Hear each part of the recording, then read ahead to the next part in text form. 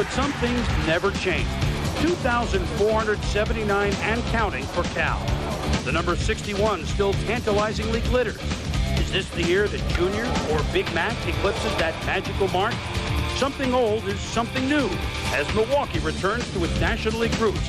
And baseball is brand new in Arizona and in Tampa Bay. And welcome to Opening Day 1998, our 9th baseball season here at ESPN. New teams, new yards. The Seattle Mariners will be playing their home games right here by the middle of next summer. Maybe Junior and the guys will be wearing batting helmets just like this. Join Joe Morgan and I as we throw out our first pitch at 7 Eastern time tonight down the street at the Kingdome as Seattle hosts the defending American League champion Cleveland Indians, who in the World Series last year, as Maxwell Smart would say, missed it by that much. Then at 10 Eastern time tonight, it's the D-backs and the Bob. Arizona starts their new era at home against Colorado. Next, though, we go to the forebear of all these new ballparks, Camden Yards in Baltimore, as the Orioles play host to the Kansas City Royals. Let's play ball!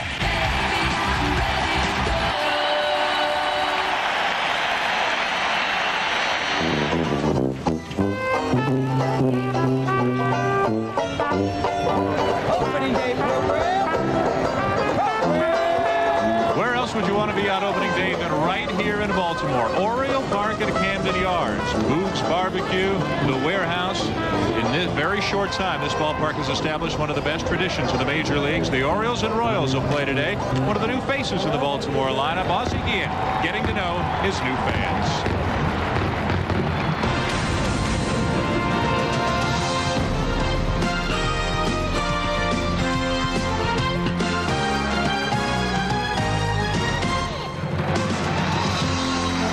Welcome, everybody, to sold-out Camden Yards. We're here on the last day of March. It is 89 degrees. What a way to get the baseball season underway.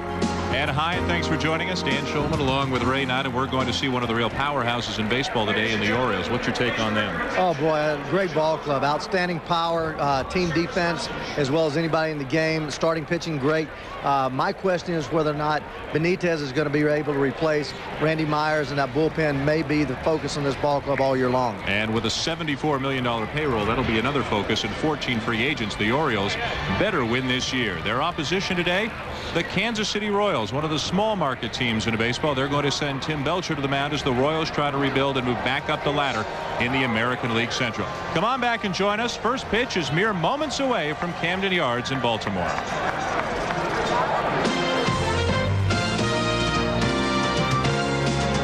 ESPN's Opening Day Special is brought to you by the nice people at Red Roof Inns. Over 260 locations nationwide, offering honest value every day. By Ricoh, the #1 maker of digital copiers in America. By Aquafresh Whitening, safe to use every day for dazzling whiter teeth. And by Turtle Wax, the world's leader in car care.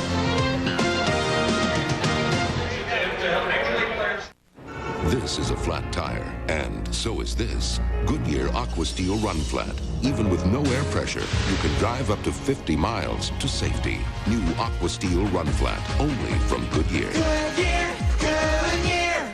Who always greets you warmly and asks so little in return? The folks at Red Roof Inns. A genuine smile, a clean, comfortable room, and a great rate. Dogs have no concept of money, no pockets. Red Roof Inns, nice people, and an honest value. Hi there. America loves the new digital imaging from Ricoh. The Officio line. So fast, reliable, colorful, user-friendly. Hi, how you doing? Connectable. Copiers, fax, multifunction solutions with crisp reproduction, color manipulation, or just gorgeous black and white. Totally digital. Officio. By Ricoh. Wow. Come on, a whitening toothpaste. It really works and has all the fluoride I need each day. Aquafresh Whitening gives you all the fluoride of crest cavity protection, but whitens better. And Aquafresh is safe to use every day. Look, what makes Aquafresh Whitening so special? Aquafresh's patented Tri-Clean formula gently breaks up stains to help get teeth their whitest. Not even Rembrandt whitens better. In that case, count me in. Aquafresh Whitening, safe to use every day for dazzling whiter teeth.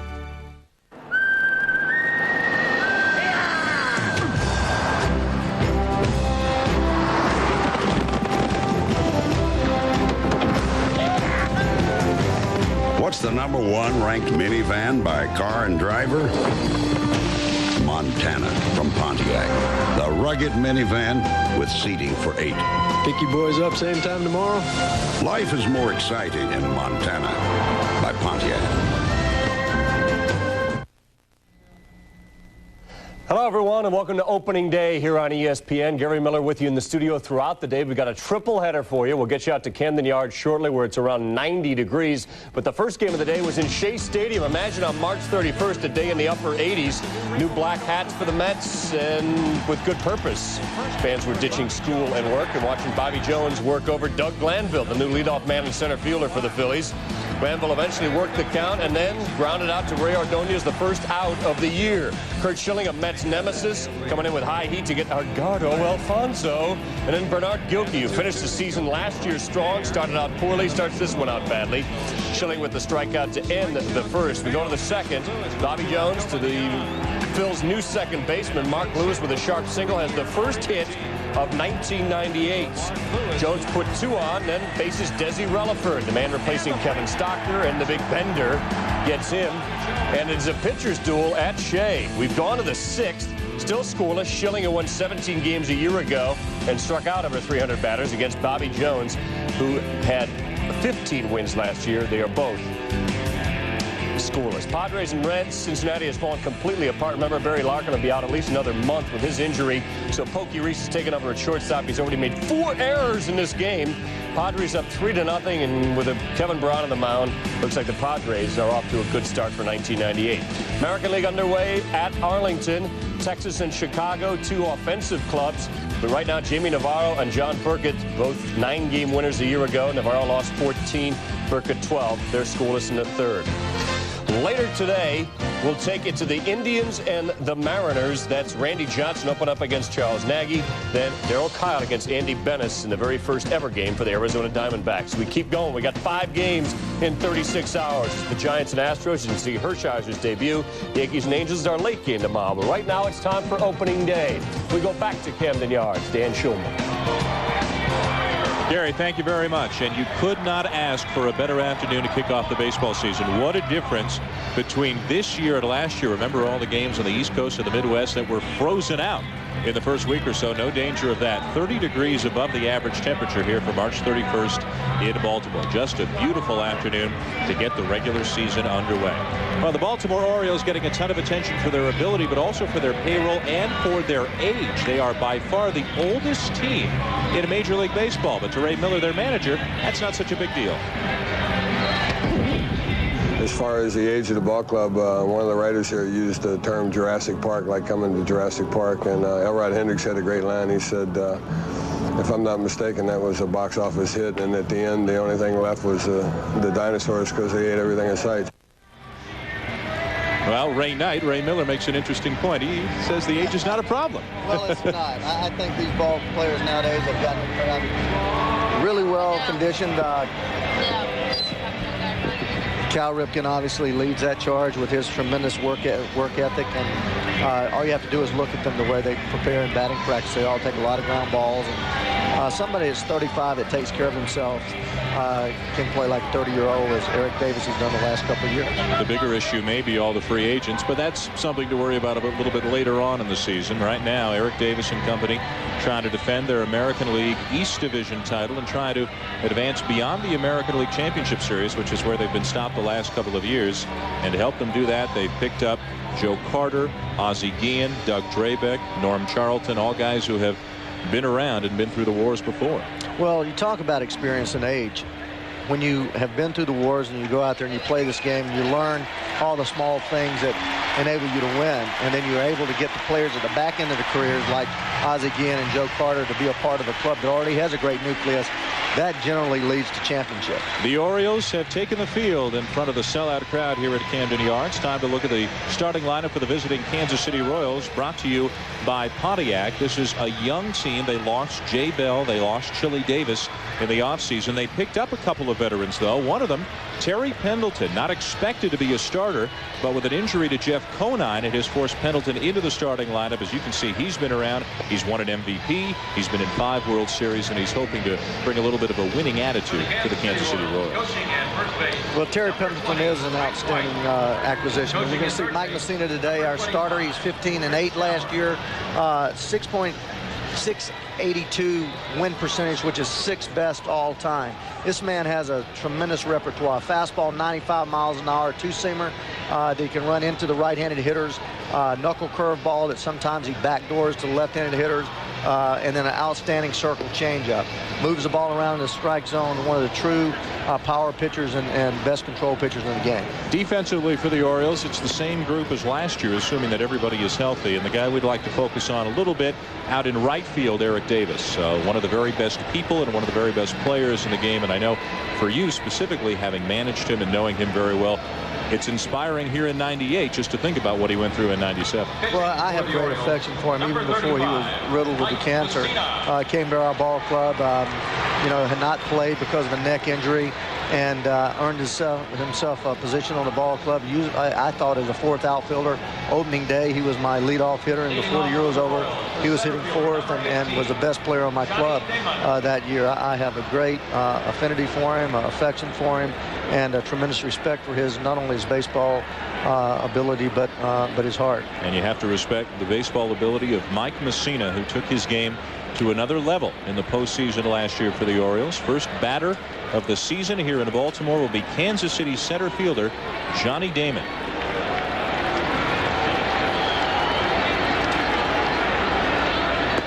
And on the corner for strike one. Better than 45,000. Love that here at Camden Yards. Well, you're going to see a lot of that. Mike Messina has gotten a reputation as being a hard thrower, but he has tremendous command of all 4 of his pitches. Damon in his 3rd year with the Royals, now looking at an 0-2 count. He was expected to do some huge things. Had a monster season at AA a couple of years ago and has become a good young center fielder, but has yet to reach the stardom that was predicted of him. Well, they talked about him hitting 20 home runs and stealing 50 bases, and he's a long way from doing that. And Messina wasting no time at all.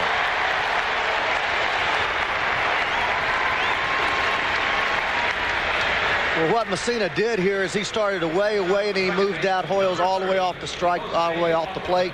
That ball's 4 inches outside, and he has no chance. Doesn't look like Mike Messina is rusty at all. Had a pretty good spring. Didn't get the opening day start for the Orioles a year ago because of a bad elbow, but this is his 4th career opening day start for Baltimore. This is Jose Offerman, second baseman for the Royals. Boy, Messina just living on the outside part of the plate. And Danny, what he'll do, he and Hoyles will work so well. Hoyles will continue to move out until they find out what the umpire is going to call a ball. Then they'll move it back in, but they've already moved off the plate about 5 inches. Breaking ball fouled off 0-2, 5 pitches and 5 strikes so far. And all you young pitchers at home, you see he started off with 4 straight fastballs. That's something that I see a lot of the young pitchers doing nowadays, working on breaking balls, split fingers. The key to pitching in the big leagues is establishing that fastball, locating it, and then going to breaking balls. Now he's got Offerman in a hole. Hoyles moves outside and the fastball misses.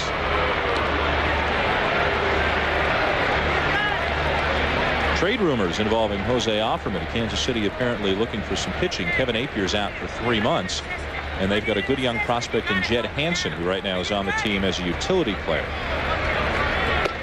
And McKean is unquestionably giving Mike Messina the outside corner and then some. There's been a lot of talk about umpiring the last couple of 3 years. You look how far Hoyles has set outside. That ball's on his left shin guard. Finishes up about 8 or 9 inches away. Probably with the run of the fastball, maybe missing the plate by 3 inches. But when a guy can put it there consistently like Messina and Greg Maddux, they get the call. There's been a lot of talk about speeding up the game and helping out the pitchers. Would you like to see a bigger strike zone like we're seeing today? No. You're a hitter. I just believe in that plate's there for a reason. Yep. Here's Hal Morris. Morris coming over from Cincinnati. He's playing left field today with Jeff Conine on the DL. Expect to see him more often than not as a designated hitter. He better get that beard off.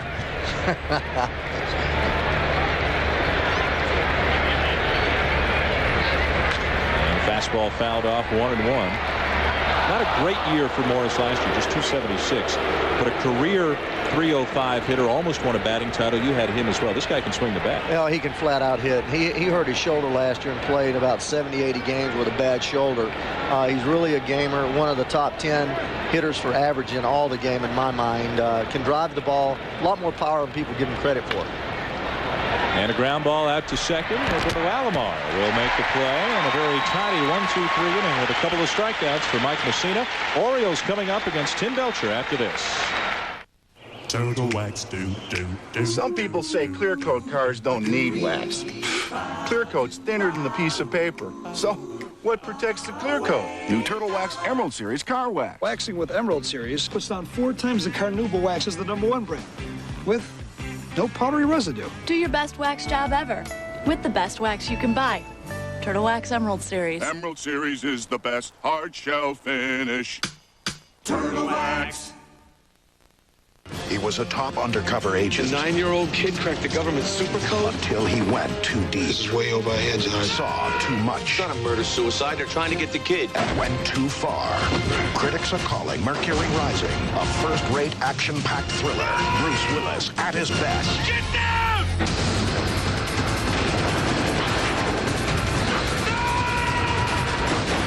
Mercury Rising. Rated R. Starts Friday at theaters everywhere.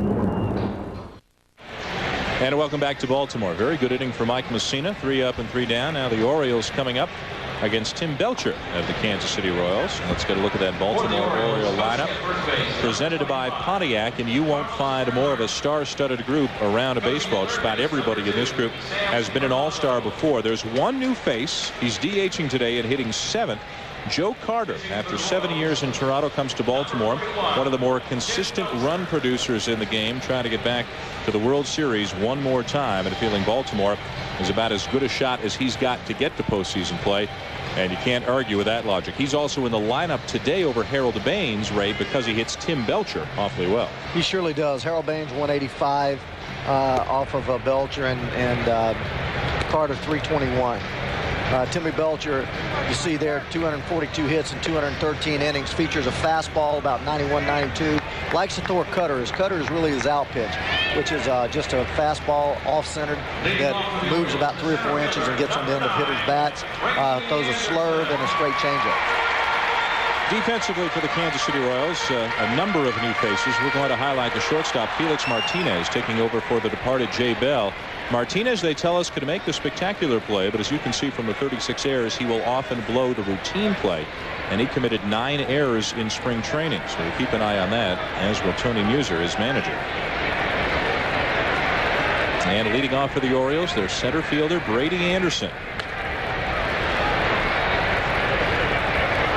Anderson, just a few days ago, chipped a bone in his hand, tried to steal second. He was hit by a throw from Florida catcher Charles Johnson, and they weren't really sure if he was going to be ready to start the season. But how many times have we said that about Brady Anderson? And he's always in the lineup.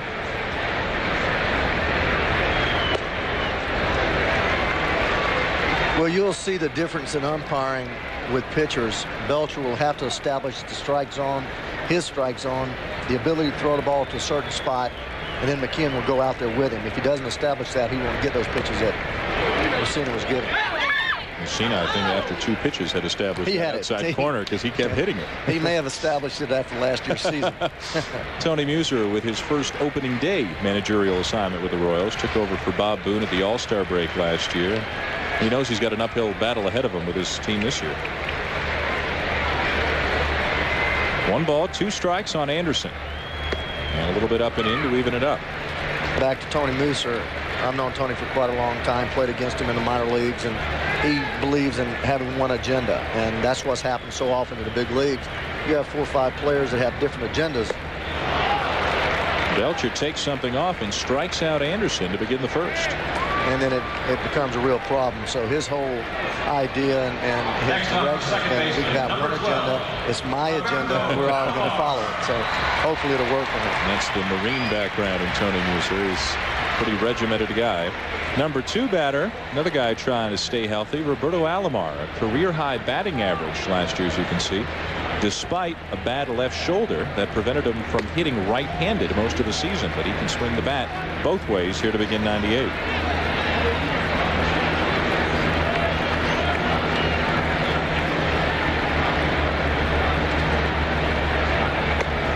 Fastball strike. It's 1-1. That's that BP fastball that the Orioles teach, 82 miles an hour. Belcher used to be a power pitcher with the Dodgers, then with the Reds. As I said on the onset, through 91, 92, now he's down around 86, 87, more finesse. And again, just getting the start here today because Kevin Apier is out for at least 3 months after shoulder surgery. Going to be a big roar when Eric Davis makes his way to the plate after Alomar's turn.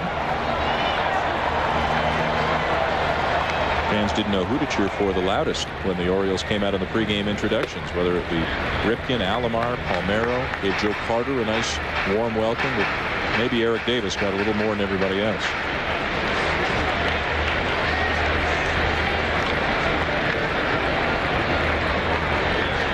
The 2-2 to Alomar.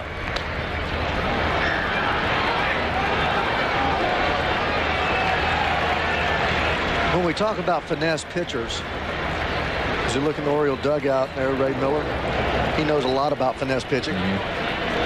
They have a tendency to take off and add to the fastball. I've seen fastballs now 88, 86, and 81. Knocked down at first, and Belcher covering on the toss from Jeff King to retire Alomar, 2 down.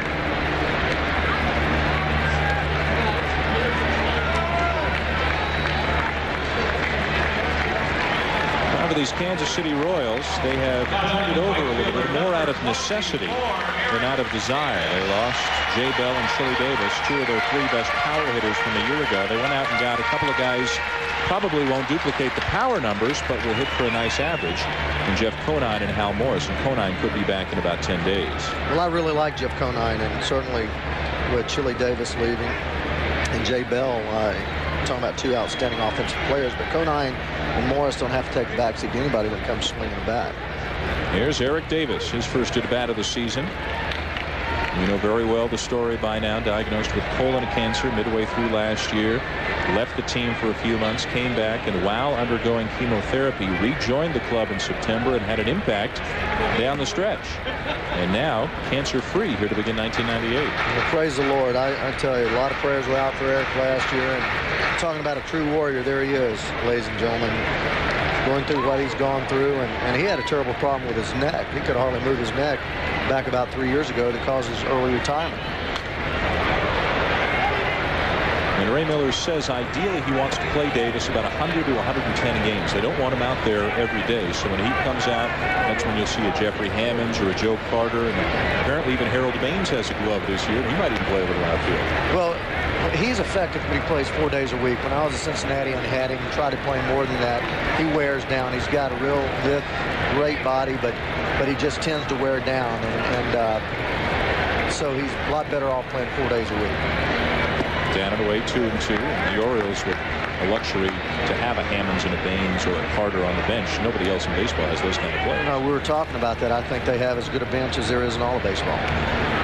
Belcher working quickly. 2 down, nobody on. And Davis grounds one foul left side. One thing that Eric Davis did in his career that a lot of people have not been able to do, you could throw the fastball by Eric Davis belt high and up. He could not get to the fastball early in his career. Basically, they ran him out of the league and got him over to the American League. And then he came back and he learned to hit that ball belt high, and he started hitting it to right center field and stopped being such a pull hitter. It became really dangerous. When he first came up, he looked like the next Willie Mays. He just did everything as well as you could do it. I remember I was with Detroit, and we were playing. Pete Rose was managing Eric Davis in spring training in Lakeland. He had 2 bombs to get some win over there at Lakeland and Joker Marchant Stadium. And I had not seen anybody come along since Cesar Cedeno that reminded me of the type of player of a Willie Mays on there. Down and away, and it's full to Davis. He had an 80 stolen base season. This guy knows a little bit about some career accomplishments. The new bench coach for the Baltimore Orioles, Eddie Murray.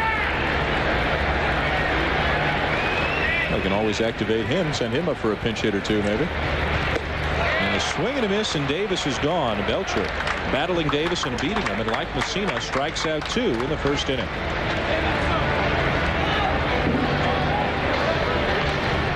National Outdoors for the largest selection of military-style clothing and equipment in town. Metal GI bunk beds, $179.98 a set. Assorted military-style blankets, $9.98 and up. Military ammo cans, $8.98. Canvas toolbacks, $16.98. Duffel bags galore, just $19.98. Rain ponchos, $4.98 and up. Canvas and polytarps in all sizes. Paintball guns, $39.98 and up. Cabin tents, only $49.98 and up. And camouflage clothing for adults and children. At National Outdoors, your adventure starts here. This is CNN, the world's news leader. For 2 decades, cable's coverage of breaking events have made CNN the network the world watches. CNN covers history in the making. That's why more people turn to cable for live, believable, and balanced news coverage 24 hours a day. Another reason why CNN is America's favorite network for news. Cash. Thousands of families have turned to J.G. Wentworth for money for medical expenses, business opportunities, debt consolidation, and new homes. If you're receiving periodic payments from a structured settlement or personal injury award and need cash, call now.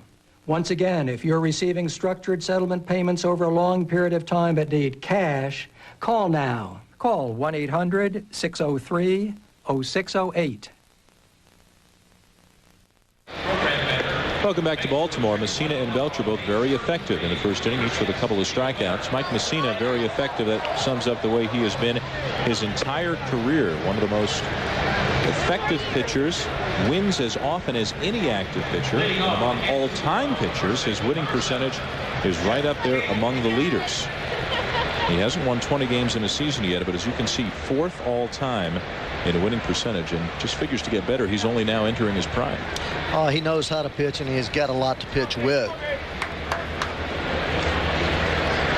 A very smart pitcher, came out of Stanford.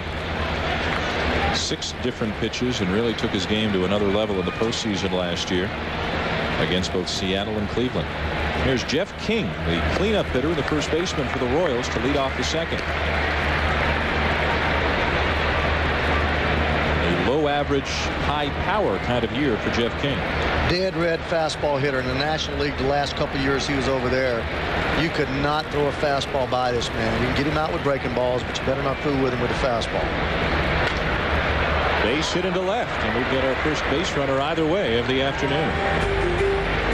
What's your take on career National Leaguers who come over? Pittsburgh dumped everybody, and some, like Bell, had excellent years, and some, like Carlos Garcia, had dismal years. Is there a way of adjusting quickly? Well, I think probably 15 years ago, maybe 10 years ago, there was such a difference in the pitching, and now there's so many people changing ball clubs that there's not much difference. And the scouting and the advanced scouting, you pretty much have seen these guys either in spring training or somewhere along the line, so there's not much of an adjustment anymore. Now here's a guy who has certainly been around, Terry Pendleton. Spent last year with Cincinnati, DHing and hitting 5th for the Royals this afternoon.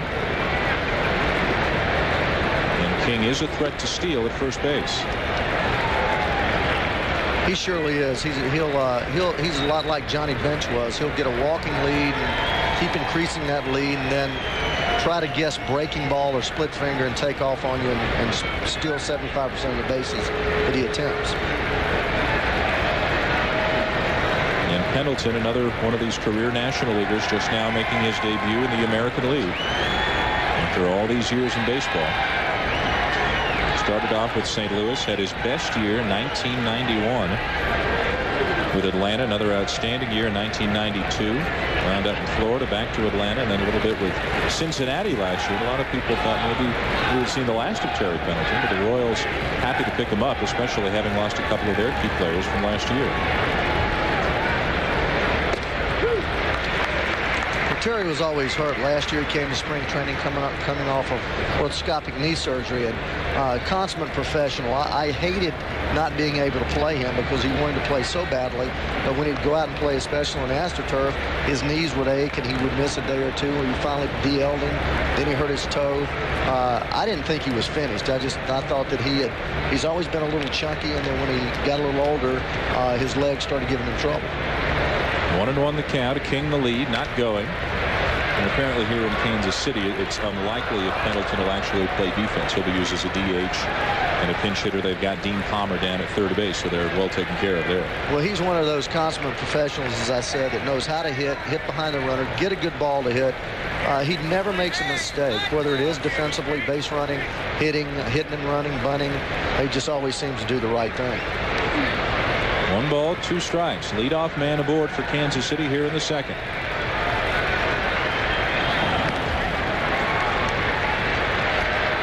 And as really a first-year manager for Musser, he managed part of last year, going into a season, it's important to have those type of players that will keep the clubhouse rectified, that will keep the clubhouse going in that direction he's talking about.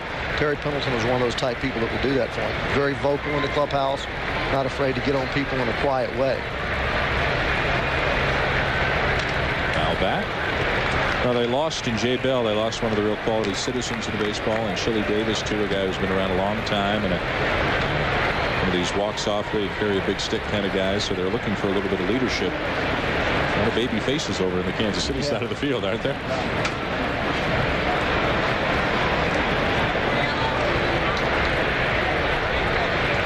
I recognize Jeff Conine in that bunch. Pendleton battling Messina, 1-2. And he drives it to left field, deep. Surhoff going back. It's over his head and off the track.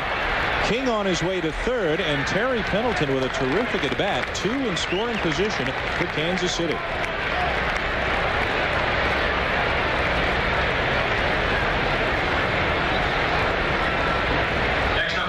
Danny, one thing you have to do about big league hitters as they get older, you got to get the ball close to them. That ball's out away from him.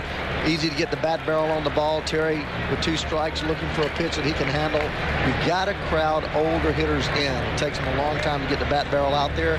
You're doing them a favor when you go away with it. And Pendleton taking advantage, doubling to left field. Second and third, nobody out. And Dean Palmer, the Kansas City third baseman, is up.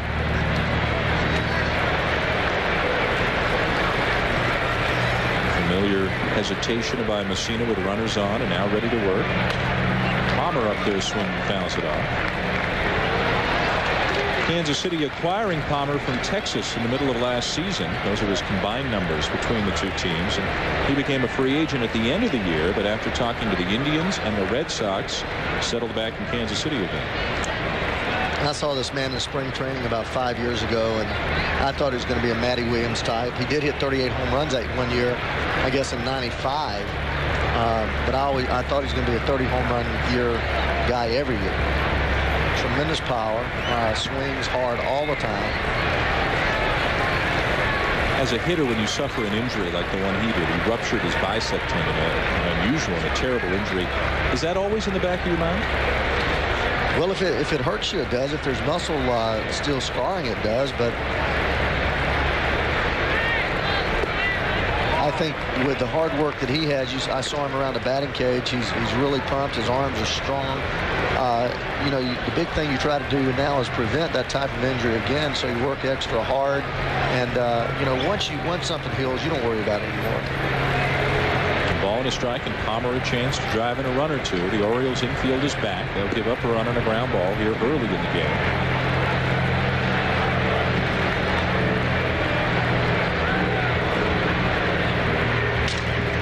And ground ball to third. Ripken will go across the infield to retire Palmer.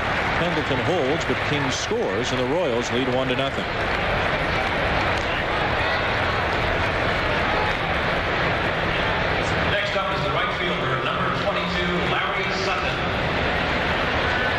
Well, Messina made a real good pitch there on Palmer. Ran the fastball in on him, jammed him, sawed his bat off. Ball wasn't hit hard enough for Cal to come to the plate. So a runner at second and 1 down with the Royals jumping on top. Messina now readying himself to face the right fielder, Larry Sutton. Not such a young guy, but a new guy, 27 years of age, just got a taste of the major leagues last September with the Royals. And because of some injuries, has moved from first base, his natural position, out to right field. Jermaine Dye just didn't have a good spring, a bad quadriceps. He was sent down. And they needed another outfielder. And Sutton, a left-handed hitter with some very good minor league numbers, happy to get the playing time.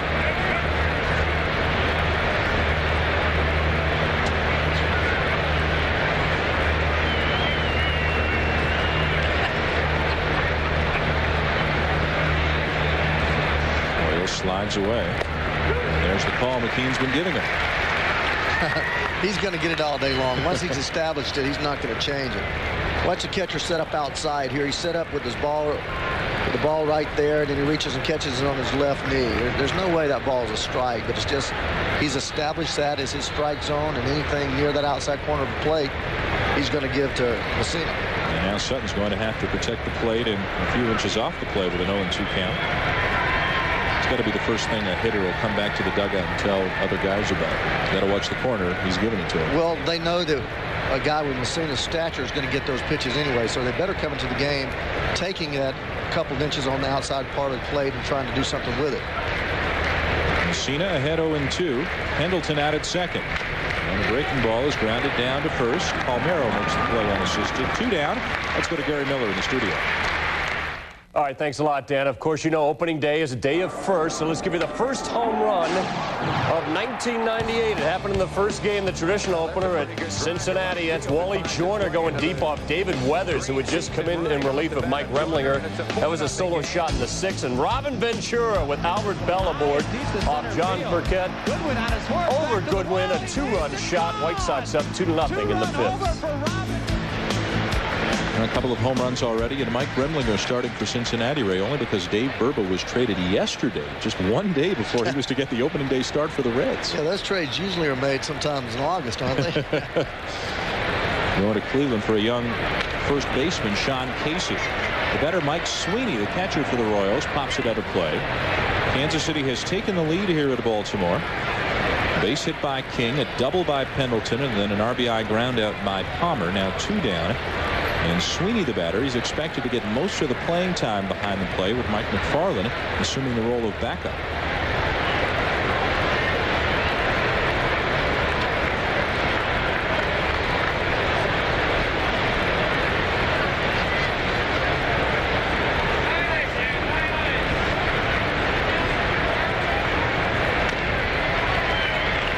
Messina just not willing to give in to anybody at all, making all these hitters reach for everything. Well, that was a little slider there, a little cut fastball, 78 miles an hour. What Mike has done early is establish his fastball. There's a fastball that Pendleton hit out there off the wall in left field, and then he tends to go to the breaking ball the second time around the lineup. He's going to the breaking ball a little bit earlier because he's been in trouble this whole inning. Again, ahead on a hitter, 0-2. Can he put away Sweeney and finish the inning? Muscled up on that fastball a little bit and missed outside.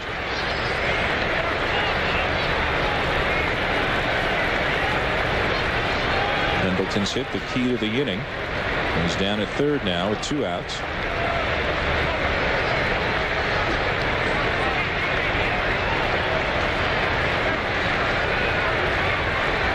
And the 1-2.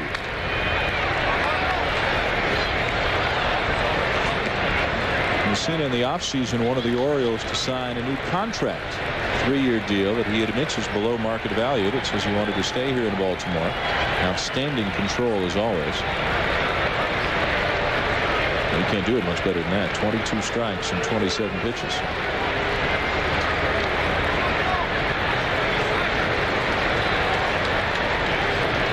And time called at the plate by Sweeney. And Sweeney gets much more deliberate whenever there's a runner on base.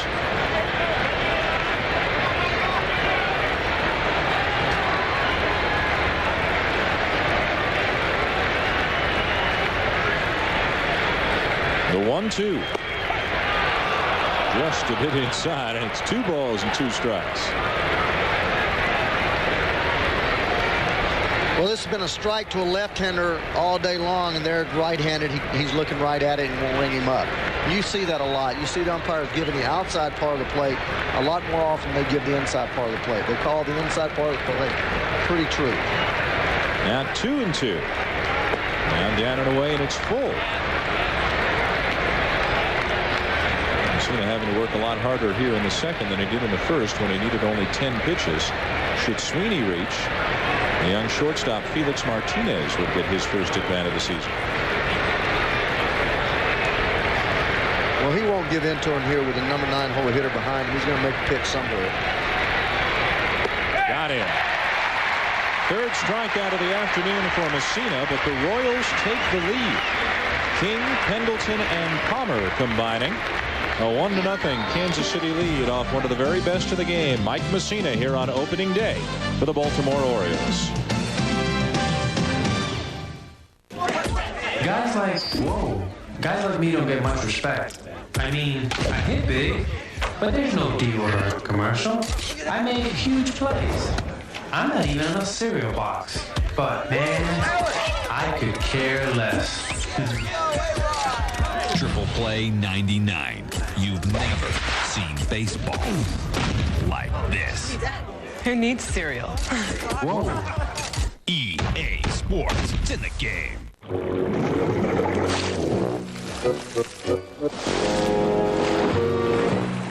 Tired of carrying all that heavy water around every time you vacuum the wet basement? Get the new ShopVac QPV, the quiet vacuum that sucks water from one place and pumps it to another. Because you've got better things to do than lug water around. ShopVac, the only thing more powerful is our name. When you've lived 7 or 8 lives, you can make some pretty long-lasting friendships. It's you. It's been ages. But even when you've known someone forever, You take a check. Of course I'll take your check. Could I see some ID, please? without ID, you're history. Use the Visa check card. It's an ATM card that deducts directly from your checking account everywhere Visa's accepted. Works like a check, only better. By the way, Caesar liked me better. I like being in control. With this Dinerex, I control the cause of my dandruff every day. Dinerex Advanced Formulas medicine doesn't just treat the symptoms. It controls a leading cause of dandruff called P.O. Valley. Now that's serious control. Dinerex Advanced Formula. After last year's early elimination, Team USA is back with a vengeance. Andre Agassi leads the U.S. team against Kafelnikov and the Russians in the first round of the Davis Cup. Singles action begins Friday at 1, only on ESPN. Last season, the Baltimore Orioles led the Eastern Division wire to wire, winning 98 games, got as far as the American League Championship Series, and decided to go out and make a couple of moves in the offseason. They lost Randy Myers. The bullpen's a very different story. Look at the 4 veterans they picked up in Carter, Guillen, Drabek, and Charlton. All 4 have been around. You've got the contrast in a guy like Carter, who's hit a World Series winning home run, and then a guy like Ozzie Guillen, who has played more games than any other active player without getting to a World Series. So, well, Pat Gillick knows a little bit about putting a ball club together, and he and Kevin Malone, the assistant GM, have done a tremendous job here. Ray Miller obviously knows pitching. Had Doug Drabek over there in the great years with the Pirates when Drabek was there. And he's really pumped up about being able to work with Doug Drabek again and looking for a guy that's going to go out there and give him 200-plus innings. There's Rafael Palmeiro, first baseman and cleanup hitter for the Orioles, a 1-1 count. Palmeiro yanks one into right field, and that's a solid base hit to get the Orioles started here in the second.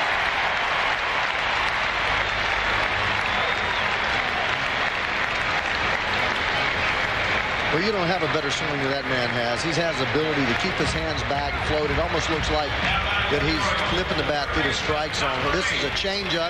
He gets fooled a little bit. You're going to see that he hits it down on the end of the bat, just a tad.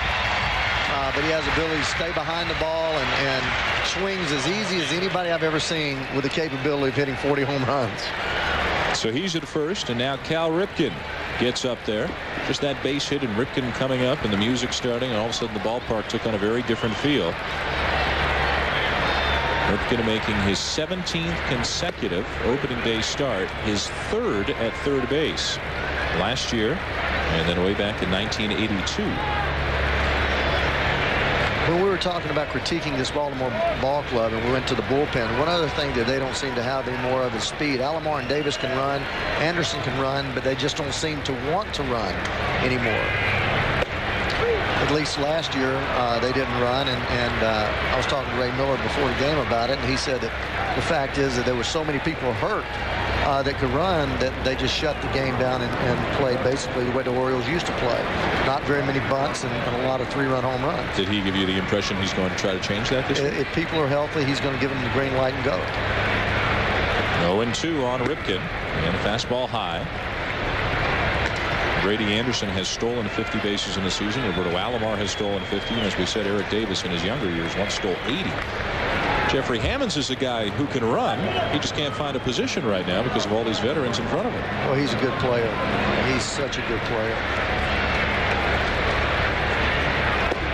Strike 3 called, and Ripken is retired. And there's our first disagreement of the regular season. Cal didn't like the call at all. Let's go back to the studio and get an update. Here's Gary Miller. EA Sports takes us to Arlington, and the White Sox laying it to John Burkett. They've already scored twice in a Robin Ventura homer. Mike Cameron will knock in a couple of more. Ray Ordonez and Norton score. Frank Thomas would also knock in a run and make it 5-0. It's 7-0 as we go back to Camden Yards. And Gary, a very upset Cal Ripken Jr. back to the Baltimore dugout. A strikeout victim here in the second. B.J. Surhoff, the batter, with his skipper back to the mound. There's one, and Felix Martinez turns a nice double play. First time we've had a chance to see the rookie, and he makes a nice one. A 1-6-3 double play ends the Orioles second, and just like that.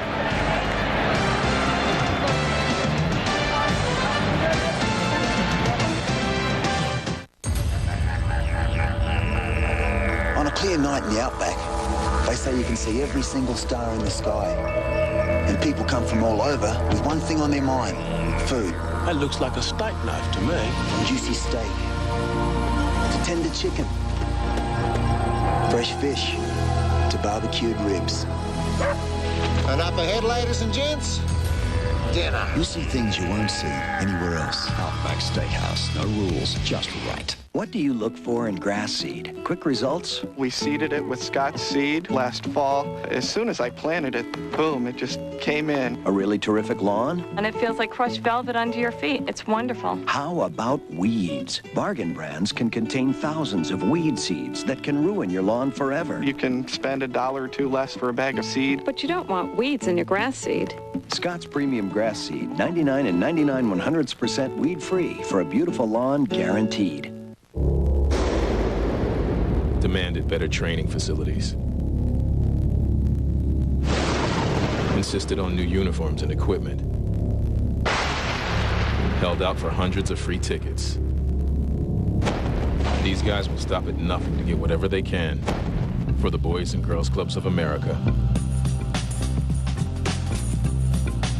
Major League Baseball charities and the Boys and Girls Clubs of America, giving kids a world of opportunities. Gary Miller with you in the studios. Big opening day here on ESPN, a triple header, and it has not started out well for the traditional opening team, the Cincinnati Reds. Barry Larkin out for at least a month. Mike Remlinger, who just found out he was starting when Dave Berber got traded. Pokey tries to turn two, get him out of the inning against the Padres, and that was only the beginning of Pokey playing Pukey. He has made 4 errors on opening day, 3 in this inning. The 4 errors ties the all-time opening day record set by Stringer of the Cubs back in 1941. But, of course, opening day back then was April 15th. 4 errors already for Pokey Reese. Not the kind of way you want to get your season. You spend 6 months thinking about opening day, and then you have a tough day like Pokey Reese. Well, I hate that for a kid. He is a fine defensive shortstop, and as good a young player as I've seen defensively at that position in a long time.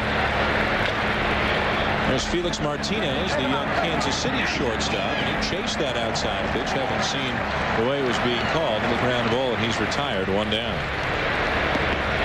Some days in this game, reaches up and bites you, doesn't it, buddy? Tell him. And you know what? You won't lose sleep as much, but it can humble you up here just as much as it can humble you down there. I know it. If I worry about it up here like I worried about it down there, I'm just going to retire for good. Back to the top of the order for Johnny Damon, who struck out his first time up. Kansas City leading 1-0 on a Dean Palmer RBI groundout, scoring Jeff King in the second inning. Damon's got his work cut out for him here in the early going. We talked about Larry Sutton, a first baseman, who's out in right field. Hal Morris, a first baseman's out in left field. So I think on anything in the gap, Johnny Damon better get on his horse and get there. And probably both of the corner outfielders cheating toward the line. And all said and done, Jeff Conine will probably be back in left. Right field's up in the air right now. Ernie Young is with the Royals. Picked up on waivers from Oakland. But he's more of a natural center fielder. So Johnny Damon might learn a few things out there.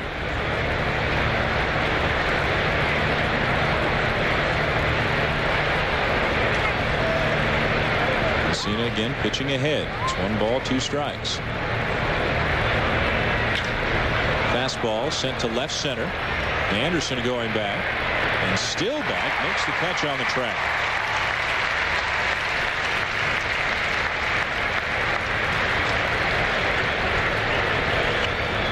Well, what I see with Messina right now is he's just establishing a way. Remember the punch out there. Fastball on the outside part of the plate. Puts his head down thinking that ball might have a chance to go, and Brady was able to run it down. But he's going to have to start establishing some balls on the inside part of the plate now because the hitters are starting to already adjust to that fastball away. Second time through the order now, beginning with Damon. Here's Offerman, who also struck out his first time up, and Messina staying away, getting strike 1. There's a guy who seems to really have found a home in Kansas City after some tough years as a shortstop with the Dodgers, a ton of errors. Came over, played a little first base, now has moved to second base, hitting for a good average, and seems to have found himself defensively as well. Well, he doesn't have to make that throw at shortstop. I saw him play when he first came up with the Dodgers and made 42, 47 errors. Caught the ball pretty well, but had a tough time throwing the ball with accuracy. Second base, you take that scare away from yourself. Chris Hoyles obviously thought it was strike 3. Jim McKean said a little high. Well, everything can't be a strike, Chris. Dang. Calling the ball high, and look right here. Look at the catcher's mask. That's right there. If it's below the catcher's mask, it's not a high pitch. Usually right at the catcher's mask is the borderline pitch where they usually give it to the hitter. It's right about the belt. And that one went the hitter's way, 1-2. Do you think the hitters would rather see the belt high pitch called a strike and that outside pitch that Messina's getting called a ball? Absolutely, absolutely. You can't reach those balls out there. Belt high is a mistake. I wouldn't care if they called it all the way up to my neck, you know, and just call the outside part of the plate correctly. And outside, but called a strike, and Jose Offerman's now a frustrated guy.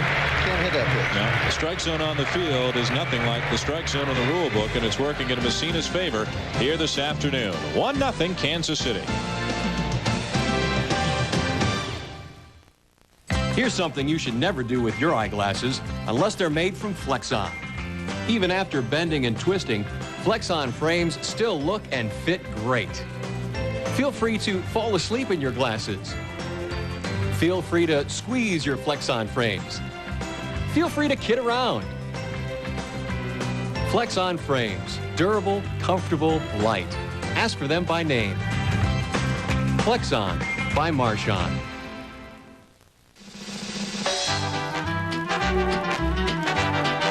For 100 years, Bib, the Michelin Man, has symbolized the Michelin spirit, our never-ending quest to invent the best tires in the world.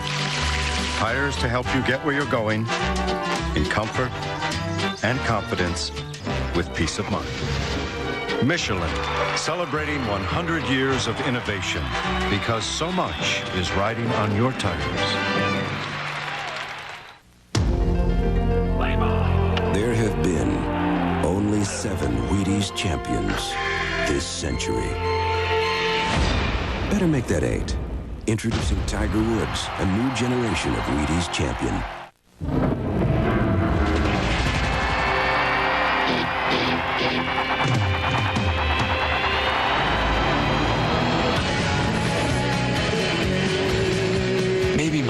camera inside a baseball wasn't the best way to get a close-up of Larry Walker's batting gloves. Franklin carbon fiber batting gloves. The official batting glove of Major League Baseball. Moscow, we have a problem.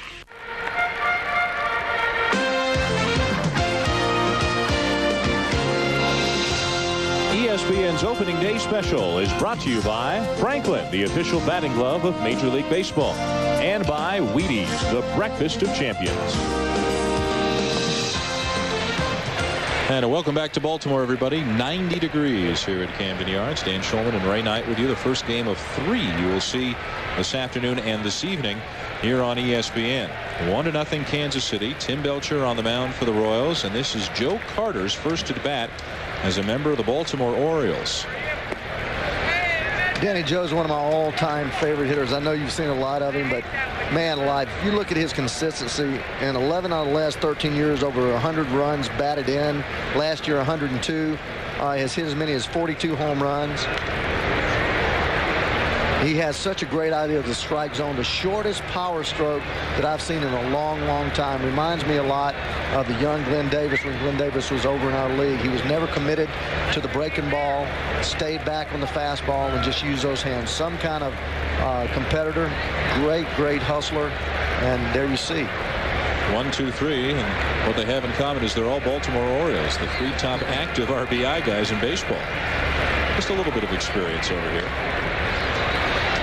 I talked to Carter yesterday at length, and he said it was really strange when he got here to Baltimore yesterday. Spring training wasn't that different, but to get here and hear the fans cheering for him instead of against him as a member of the Blue Jays was something a little bit different. And he said he always wanted to finish his career in Toronto. It didn't work out, and he's thrilled to get an opportunity to go back to the playoffs with Baltimore.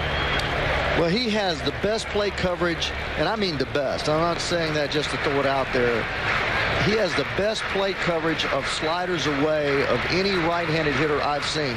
Watch this pitch right here. It's a slider going down and away, probably 2 or 3 inches off the plate, low, and he still is able to spoil the pitch and get to another pitch. And they'll try inside. And what's amazing about him, too, is when he hits the pitch down and away, he doesn't hit it to right. He still manages to hook it to left. Boy, I tell you, when I was playing third base, I'd see him go out after that ball, and you'd move to the left, thinking the ball was going to be hit in the hole, and he'd hit it to your right. 2-2 the count. Joe Carter has not hit 7th in a lineup, as low as 7th in 12 years. And he says as long as his name is in the lineup, he doesn't care. And it remains to be seen whether with the likes of Carter, Baines, Hammonds, Eric Davis, are there enough at-bats to go around between all these guys? Harold Baines wants to get in there and play a little bit too. Carter with a high fly ball, left center. It'll stay in the park. Morris drifting back on it, just his 11th game ever in the outfield. Makes the catch as we send you back to Gary Miller. EA Sports takes us to Synergy Field, and it's Ricardo Jordan against Tony Gwynn. Launches a 2-run shot. Jordan is also homered in this game. Ray, we love having you, and you better be glad you're not in Cincinnati today. Feeling pretty good about things now? No, man. It's tough. That's a place's history in my life, yep. And I can't say that I enjoyed it. I really. Now Cincinnati, looking at the prospects of a long year, just traded away their #1 starter, already down 6-0 on opening day. Here's Chris Hoyles, another one of the Orioles who battled through an injury-plagued season a year ago. His numbers down from where they'd have been previously.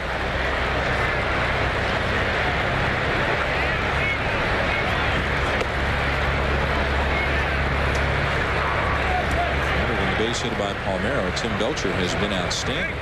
3 strikeouts, a couple of ground balls, including one that started a double play, and then the fly ball by Carter. Bordick, and then Brady Anderson potentially this inning. Timmy Belcher was out of baseball 3 years ago and called Jim Bowden. Jim Bowden offered him a job in AAA. Then he did well in AAA and was traded for Roger Sawkill, and he made a tremendous comeback. When you're talking about competitors, there's no one in the game that likes to compete more than this man. He's ahead 1-2 on Hoyles.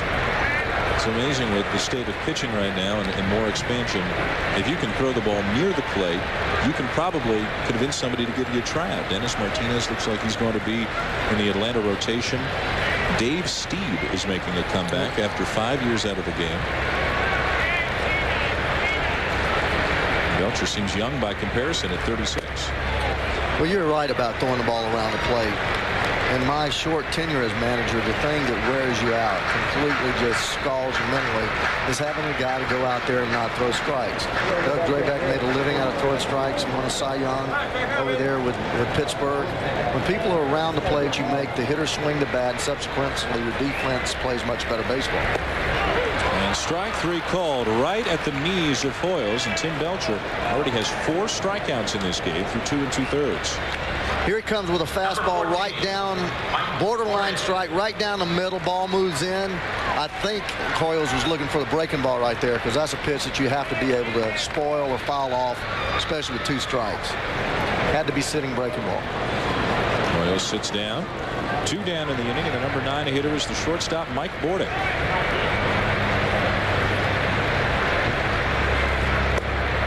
Take it a little bit low. Kind of a rough offensive season for Bordick last year. He was around 200 until after the All-Star break. Got himself up to 236 with a good September. They love his defense. They like a little more offense from the bottom of the order. Well, he's the type of guy, you go out and you get the pitchers that you can to throw sinkers, you get the outfielders that can run balls down, and then you put all that together, and then you got to find some glue. This man's the glue of this ball club. Tony La Russa says he's his favorite all-time player, and that's saying a lot. And so if you know he's Tony La Russa's favorite ball player, you know that he goes out and plays the game correctly. And he's got to be a lot more relaxed this year. Last year he comes over and Cal Ripken has moved to third base, and whether it was Cal's decision or Davey Johnson's decision, was it a smooth move to move him over there to third? Mike Bordick, through no fault of his own, was kind of in the eye of the storm for a little while. Well, he was, and I think you give that man we saw right there, Cal Ripken, great credit for that. He went ahead and made the move, knew he had to make it eventually, and went ahead and made the move. And it's something that Davey had talked about year before. He had tried Manny Alexander at shortstop a little bit, and it wasn't anything due to Cal's lack of playing abilities, just the fact that he's going to have much more longevity playing third base than playing a solid major league shortstop. 1 ball, 2 strikes on Bordick, 2 down and nobody on in the third. And wouldn't you know it, but maybe the best young hitting prospect the Orioles have right now, Ryan Minor, the former All-American basketball player at Oklahoma. What position does he play? Third base. But now there's at least some preliminary talk. Would Cal Ripken be asked to move to first base next year if Minor's ready for the major leagues? Well, you can bet they will. If they don't sign Palmeiro, then that's the natural fit. 2-2. And Palmeiro, one of the 14 players on this Baltimore team, up for free agency, and it seems very unlikely that he's going to come back. He's asking for a 5-year deal. The Orioles are talking about a 3-year deal.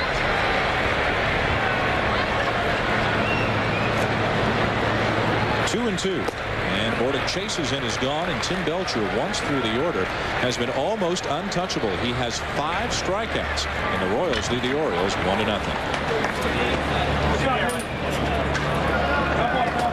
Antonio, do you want a new car or truck? If you're looking, there's only one thing to remember: 800-460-WINK. Call today and get the best deal in Texas. Pontiacs, Buicks, Oldsmobiles, Chevrolet cars, even tough Chevy trucks. Don't shop all over town. Just let your fingers do the work. Get a complete price quote on any model, any color. Just call. It's easy. Never hassle for a new Buick, Olds, Pontiac, or Chevrolet price again. No obligation, no hassle. Just call and get the best deal in Texas. Winkler Motors' exclusive Best Deal in Texas hotline.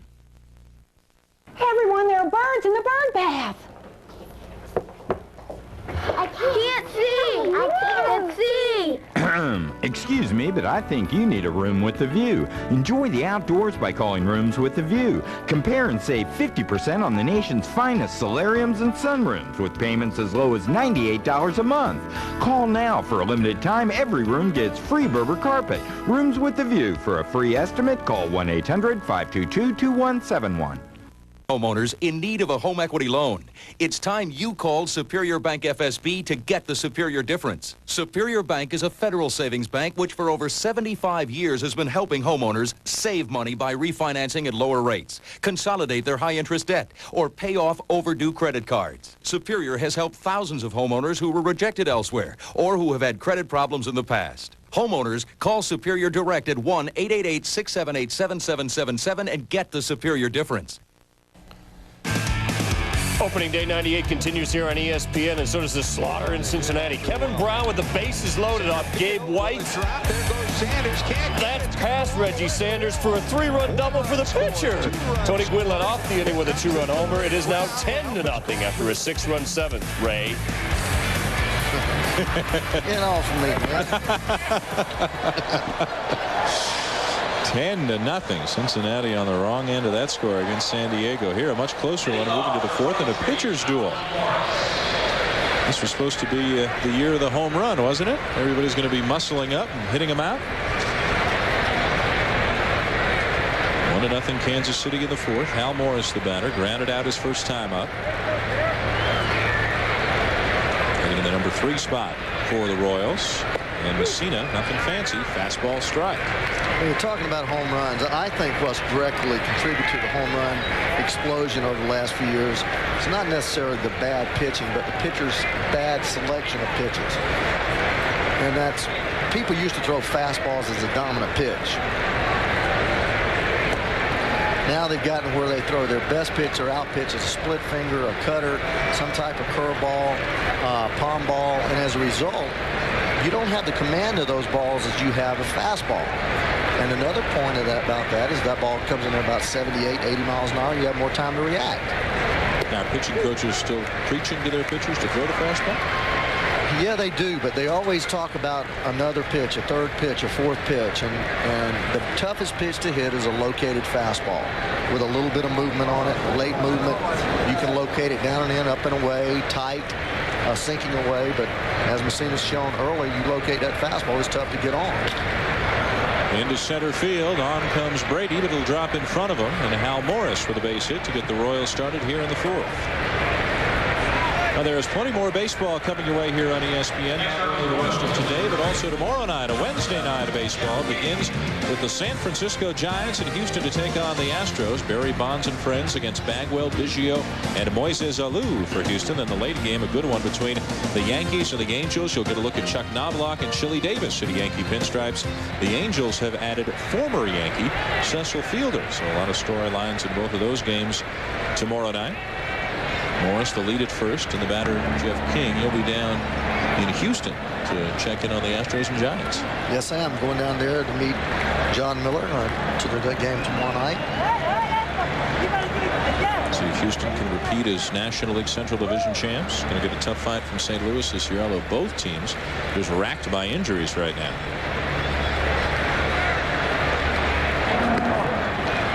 Well, Houston's going to have the best offensive club I think they've ever had.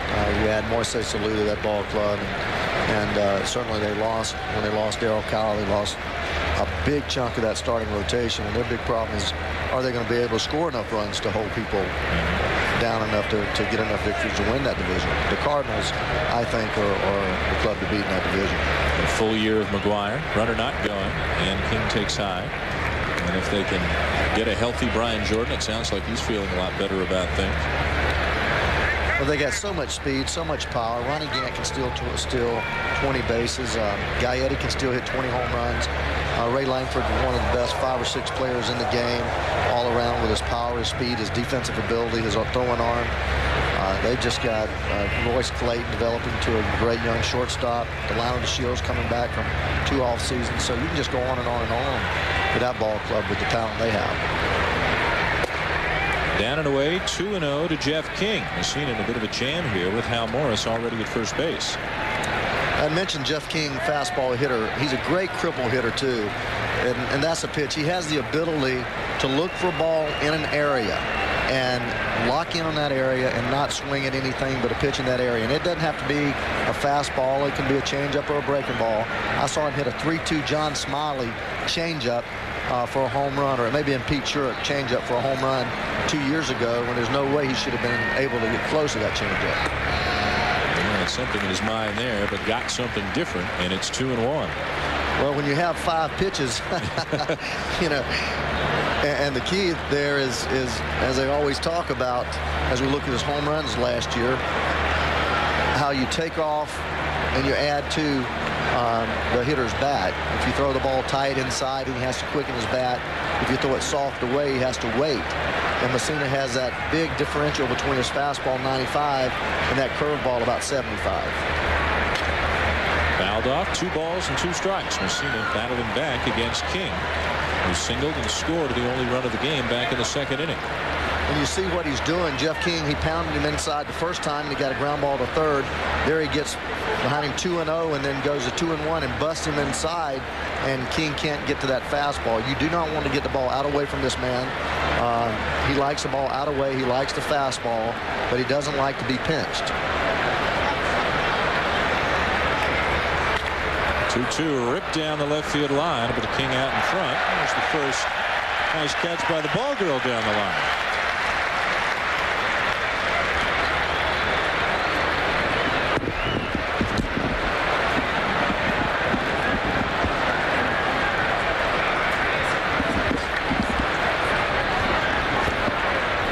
Kansas City leading the Orioles 1-0 here in the 4th inning.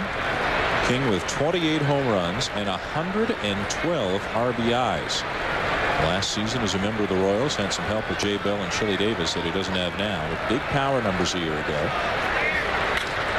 Back through the mound and into center field, a base hit. And the Royals in business with runners at 1st and 2nd here in the 4th.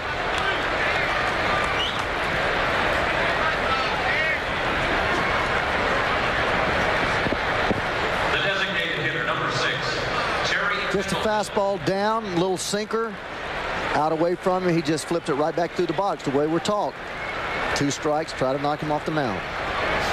And sets it up for Terry Pendleton, who had the big hit back in the 2nd, the double.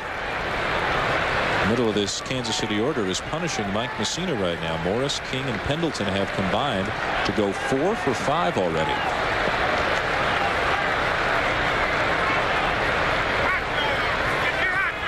Ripken in on the grass, inside the bag at 3rd, and Palmeiro even with the bag at 1st. Royals will put a play on, perhaps. Pendleton squares to bunt. Messina makes a great running catch.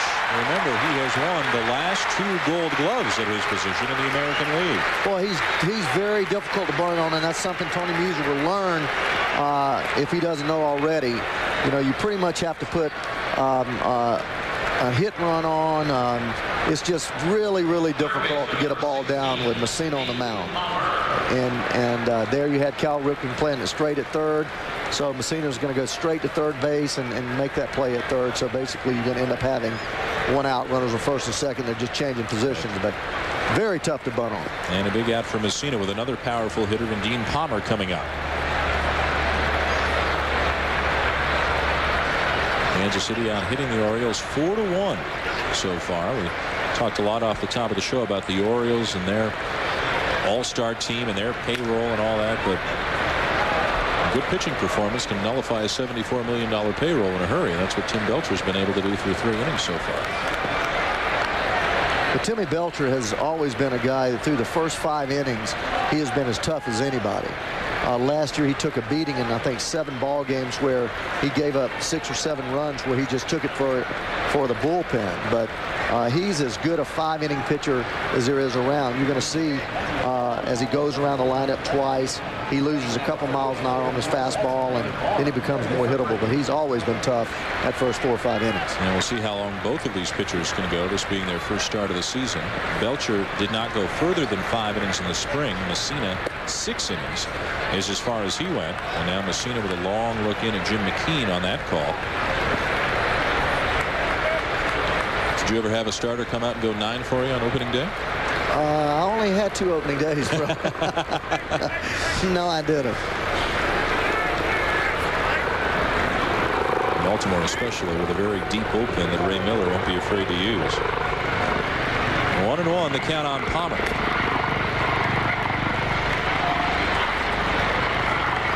Messina's control has been impeccable in this game.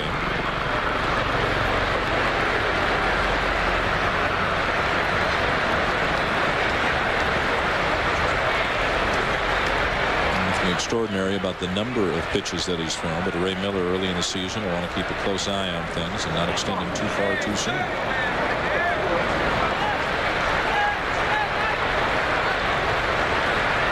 Morris at second, King at first, and a 1-2 count on Palmer. Jammed him, and a ground ball up the first base line for Palmeiro, the sure out. 2 down as the runners advance. Let's look at that again. Now look at the ESPN in-game box score so far. The right fielder shows all the damage from the Kansas City Royals, as you can see, has come from the heart of the order. Morris, King, and Pendleton. The Palmer RBI coming on a ground out, and now with 2 on and 2 out, Kansas City a base hit from breaking it open a little bit. As I was saying this, look at that fastball up and in. What a great pitch by Messina. Just sawing Palmer off. Palmer have a tendency to swing at bad balls, and he runs that fastball up and in on him and just eats him up. Now Larry Sutton, the right fielder, grounded out his first time up. And a very nice spring for the Royals, hitting .333, .290 with Kansas City in limited opportunities last year. Morris coming down to third, King at second.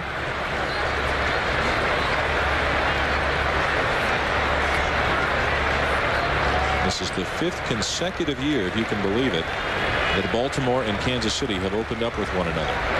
Just a quirk of the scheduling that the Royals always seem to draw the Orioles on opening day. It's been bad news for Kansas City lately.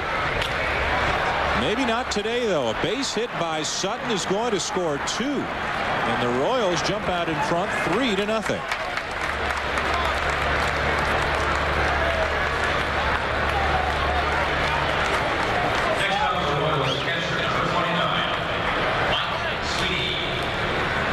Just a fastball that gets up and out over the plate, and he fights it off. A little bit of movement in, fights it off to center field. We're seeing a little erratic with his control right now, getting the fastball up and not able to hit the corners away. And Kansas City taking advantage, leading 3-0 out of hitting the Orioles 5-1. Messina scuffling here in the 4th inning. Will face the catcher Mike Sweeney.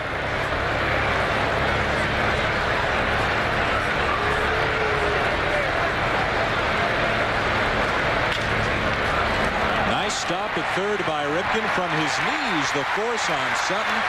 A fine play to end the inning by Cal Ripken Jr., but not before Larry Sutton spanks one up the middle to drive in 2 against Mike Messina and extend the Kansas City lead to 3. When sports cream, when legs are sore, when backs ache, when muscles hurt. Wise Sports Cream, rubbing it in brings fast pain relief. No medicine-y smell. Wise Sports Cream, because it works. 3 hours from now, this place will be filled with 18,000 screaming fans. And if I can take these Coors Lights, deliver them in all their frost-brewed glory, it is my name they're going to be cheering. Dear man. Excuse me.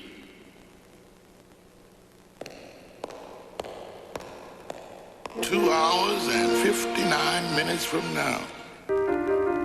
Whether it's Iowa corn, California rice, or Louisiana cotton, John Deere knows a thing or two about harvesting. So for a change, we decided to have our engineers make something disappear. After all, somebody had to get mulching right. Introducing the Freedom Mulching System. While some may be impressed by its patents, we think you like the way it works, even on wet grass and leaves. Because although the problem was different, the name is still the same. High-tech stocks, long-term bonds. What sets them off? When the herd follows a trend, we weigh our independent research against it. Are they headed in the right direction? Independent thinking. It can make the difference between winning and losing. Mutual funds from American Century. Invest in our thinking. Zanardi, Andretti, Vassar. When's the last time you were stuck in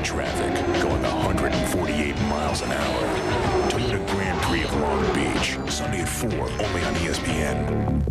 And welcome back, everybody. Part of the opening day festivities here at Camden Yards. Food's good, but the Oriole fans not enjoying what they're seeing so far. 3-0 Kansas City lead at the expense of Mike Messina, as Brady Anderson's going to lead off the fourth for Baltimore.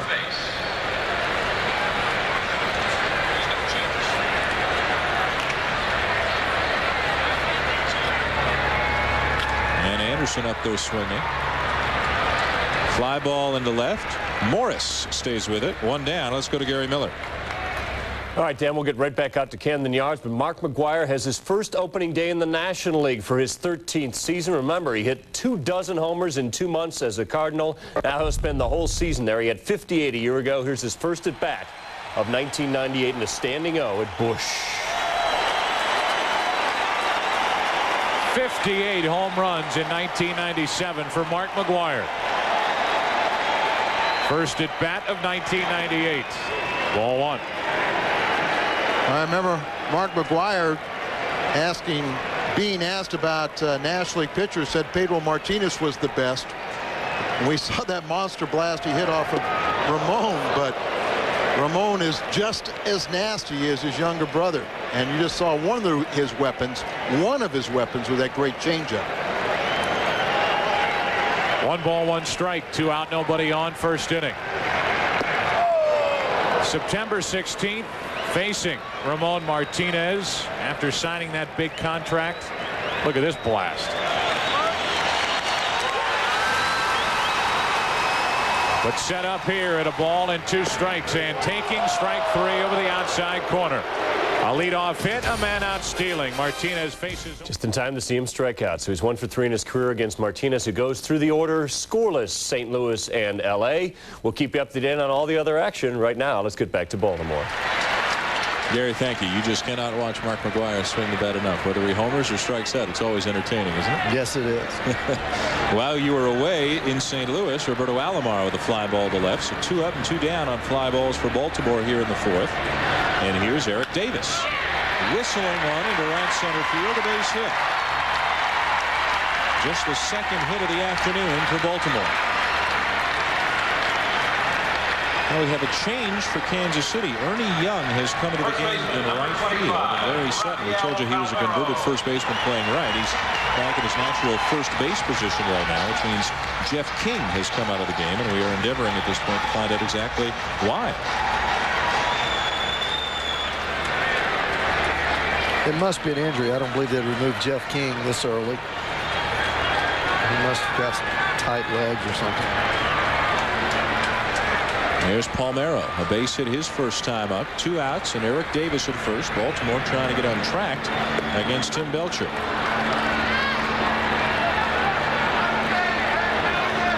Jeff King was on base in the top half of this inning and came around to score for the second time today, so maybe tweak something base running.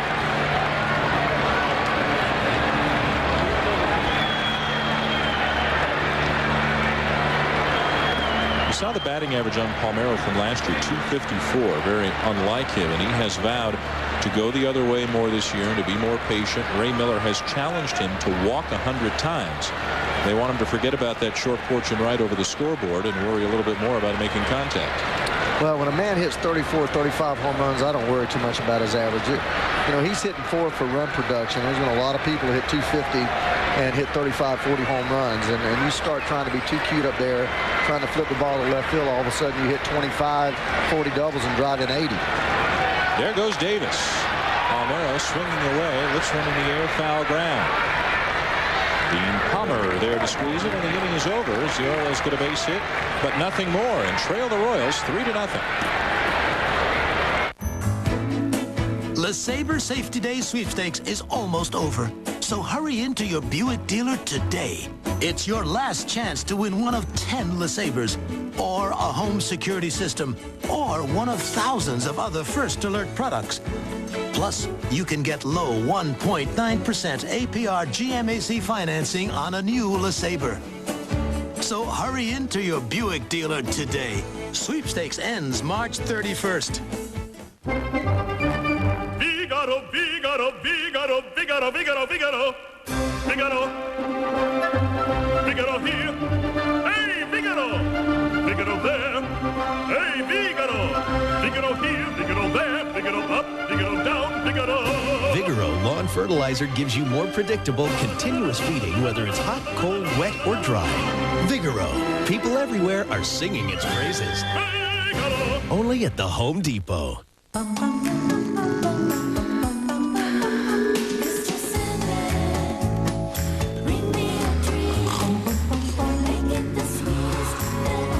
At Hampton Inn, we guarantee you'll be satisfied. Because we do the little things right. So the bigger things just sort of take care of themselves. Hampton Inn. We make it easy to take it easy. How do you get this equipment to these troops when there's a river between them? Build a bridge. Problem solving. You need it now in college. Learn it now in the Army Reserve. All that you can be. I like being in control. With this Dinerex, I control the cause of my dandruff every day. Dinerex Advanced Formulas medicine doesn't just treat the symptoms. It controls a leading cause of dandruff called P.O. Valley.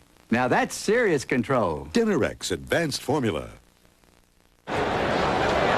Welcome back to opening day here on ESPN. Dan Schulman and Ray Knight with you in Baltimore, where the visiting Royals have a 3-0 lead on Mike Messina and the Baltimore Orioles. The Orioles have really struggled against Tim Belcher, who has been outstanding. Messina started off outstanding, but struggled last inning, giving up 2 runs. This is the number 9 hitter here, shortstop Felix Martinez, who goes around, says Terry Kraft, and it's strike 1. Kansas City forced to fill in some of these gaps with younger, cheaper players, with the loss of Jay Bell, Chili Davis, and Martinez, one of those who takes advantage. Wild swing, and it's 0-2.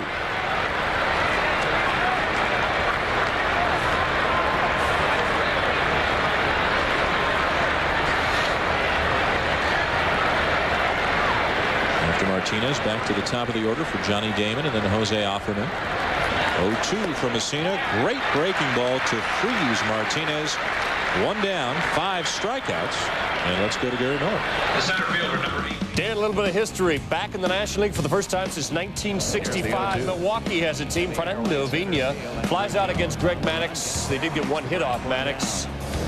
But Chipper Jones already has the first RBI for the Braves this year. So the team that took over their city is down to them 1-0. Yeah, it's a strange one with the Brewers playing the Braves. How do you feel about Milwaukee switching leagues? Well, because I was a Milwaukee Brave fan in 57 and 58 with Eddie Matthews and Johnny Logan and all those guys, I like them in the National League. Plus, Phil Garner is a great friend of mine, and he's a National League guy. So, and they could make some noise in that division. They've got a solid ball club. Batter Johnny Damon 0 for 2 as we receive word that Jeff King left the game with lower back pain. Off to a good start. A couple of hits, scored a couple of runs. Tony Musier forced to take out his cleanup hitter here on opening day.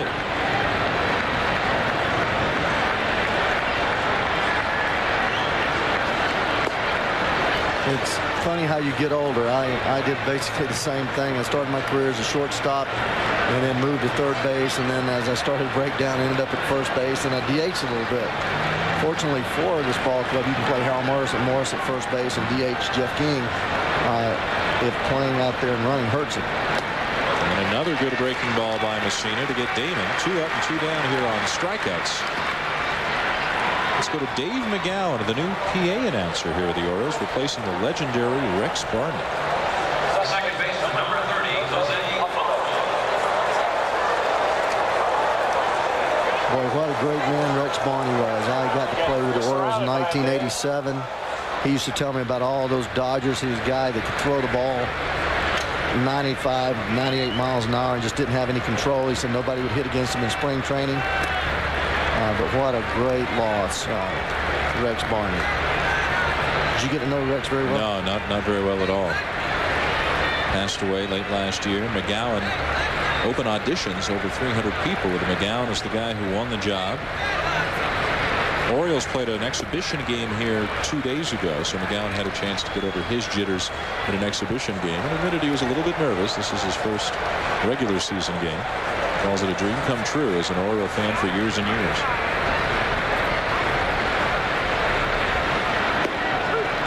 the count on Offerman. Messina staying away. I don't blame him.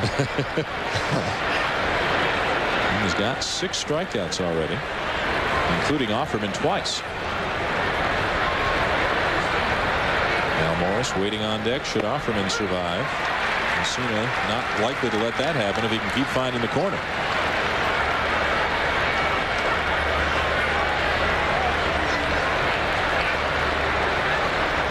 297 hitter last year, Jose Offerman. And you can see he knows he has to go out there and fight off that pitch, because if he lets it go, it's strike 3. Boy, it becomes so difficult, but good hitters will do that, and then you'll force him to make a mistake, get a ball on the plate a little bit more, and do something with it, hit a line drive over shortstop. I think a good pitch right here would be a fastball hard inside. Going away again. Breaking ball, flying softly down to Palmeiro, and a 3-up, 3-down inning for Messina, his 3rd of the afternoon, but it's the Royals who have capitalized and taken a lead. Your Majesty, we've discovered more wood in a nearby house. Destroy it. Terminix rules the termites with our advanced termite control systems. Call 1-800-TERMINIX. No bugs, no hassles. I've been vending Coors Light for a long time. It's who I am. At home, it's, hey, beer man, pass the peas. When the mail comes, it says, hey, beer man, you may have won $10 million. Being the beer man's a wonderful thing. People know Frost Brewed Refreshment. They're always happy to see me, and I'm recognized wherever I go. Hey, beer man. Hey, bobbin head doll man. Coors Light! Coors Light!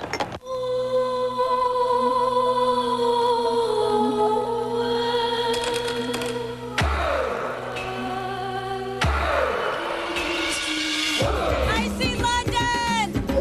I see France! I see someone's underpants! Jockey. Great underwear. Let them know you're jockey.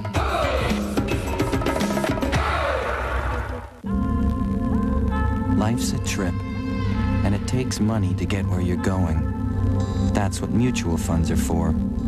At Janus, making money means looking for breaks nobody else saw coming, jumping on and riding them in.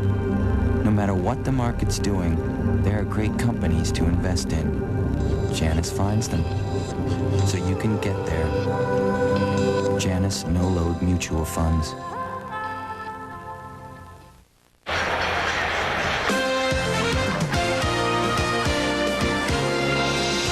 ESPN's Opening Day Special is brought to you by Janus No-Load Mutual Funds and by Jockey, makers of great underwear. Come on, let them know you're Jockey.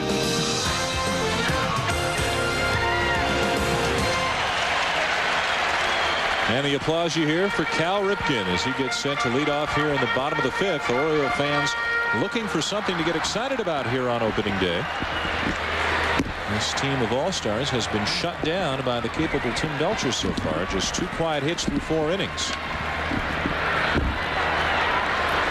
Ripken caught looking his first time up on a call that he didn't like. Pops one back of the plate. Sweeney will make the catch up against the screen and record the out.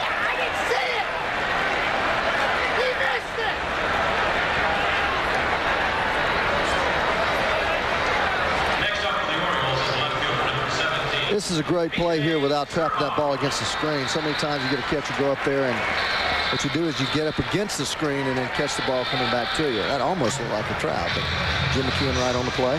For the first out of the 5th inning. Now the left fielder B.J. Surhoff hit into a double play his first time up. B.J. is getting a lot of attention recently here for the Baltimore Orioles as one of the 4 key players, really vital players to this Baltimore team, who were free agents at the end of the year. Surhoff, Alomar, Palmeiro, and Scott Erickson. And of the 4, it seems most likely that Surhoff is going to be re-signed. Peter Angelos, the owner for the Orioles, has taken over all the negotiations. He's talked to Palmeiro. He's talked to Alomar, Erickson, and Surhoff. It seems they're closest with Surhoff and furthest away with Palmeiro, with Erickson and Alomar perhaps somewhere in between. But some of these guys, Ray, and I'm sure you can relate, don't want to talk contract during the season. They don't want any extra distractions. No, you really don't, and there's so much time to get it done in the offseason. And owners getting involved in contracts are very, very difficult. I don't even know why you have a general manager. A fly ball, fairly deep center field. Off the bat of Surhoff. Damon is there, 2 down, as we send you back to Gary. Dan, Kurt Schilling, who posted over 300 strikeouts a year ago and threw 2-hitter for 8 innings a year ago, did it to the Mets this afternoon. The 2 hits by Tim Spear. He struck him out there, though, then got Ray Ordonez, 9 strikeouts in 8 innings of work. Look at Dennis Cook move, but Scotty Rowland, the reigning Rookie of the Year, throws him out at first. We've gone to the 10th. Franco now in pitching. Schilling done for the day. What a tremendous performance by Schilling in another pitcher's duel. Other than that Cincinnati game, the starting pitchers have looked pretty good so far today around the majors. Getting back to that Surhoff thing just for a moment. B.J. Surhoff is as hard-nosed player as there is in this game. He's the closest thing to a throwback, he and Ken Caminiti. The thing about B.J., he'll play third base, first base, left field, can catch for you. He's just the type of guy that you can build a franchise around and that you don't want to lose because he can fill in so many gaps. And it seems, again, that he and Peter Angelos have done a lot of talking and aren't that far apart. Orioles won't be able to sign everybody. They already have the highest payroll in the history of baseball this year. And with 14 free agents, obviously they're going to lose some of them. Carter just a 1-year deal as he comes over. This one is popped up. And over near the tarp to make the catch is Hal Morris, who this inning switched with Larry Sutton. Left fielder became the first baseman. First baseman became the left fielder. You need a scorecard here today. And now, golf's not hard with Tiger Woods and the Air Zoom T-Range. Too many people overcomplicate the golf swing. Today, we're going to make it simple. First, place the ball off the inside of your left heel.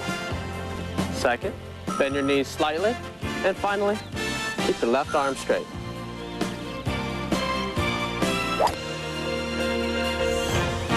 Voila, you're on your way to a better golf swing.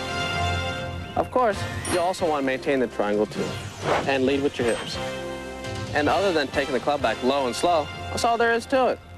As long as you allow your weight to shift to the inside of your right foot and keep the club face square and your left heel planted and the V between your thumb and forefinger pointing to your right shoulder and the club grip gently like a wounded bird and your left shoulder under your chin, allowing your hands to rotate through the impact area and maintaining a stable lower body position while finishing with your belt buckle facing the target with your rear elbow hinge. That should help take the mystery out of the golf swing. This is Tiger Woods reminding you that we can all be better.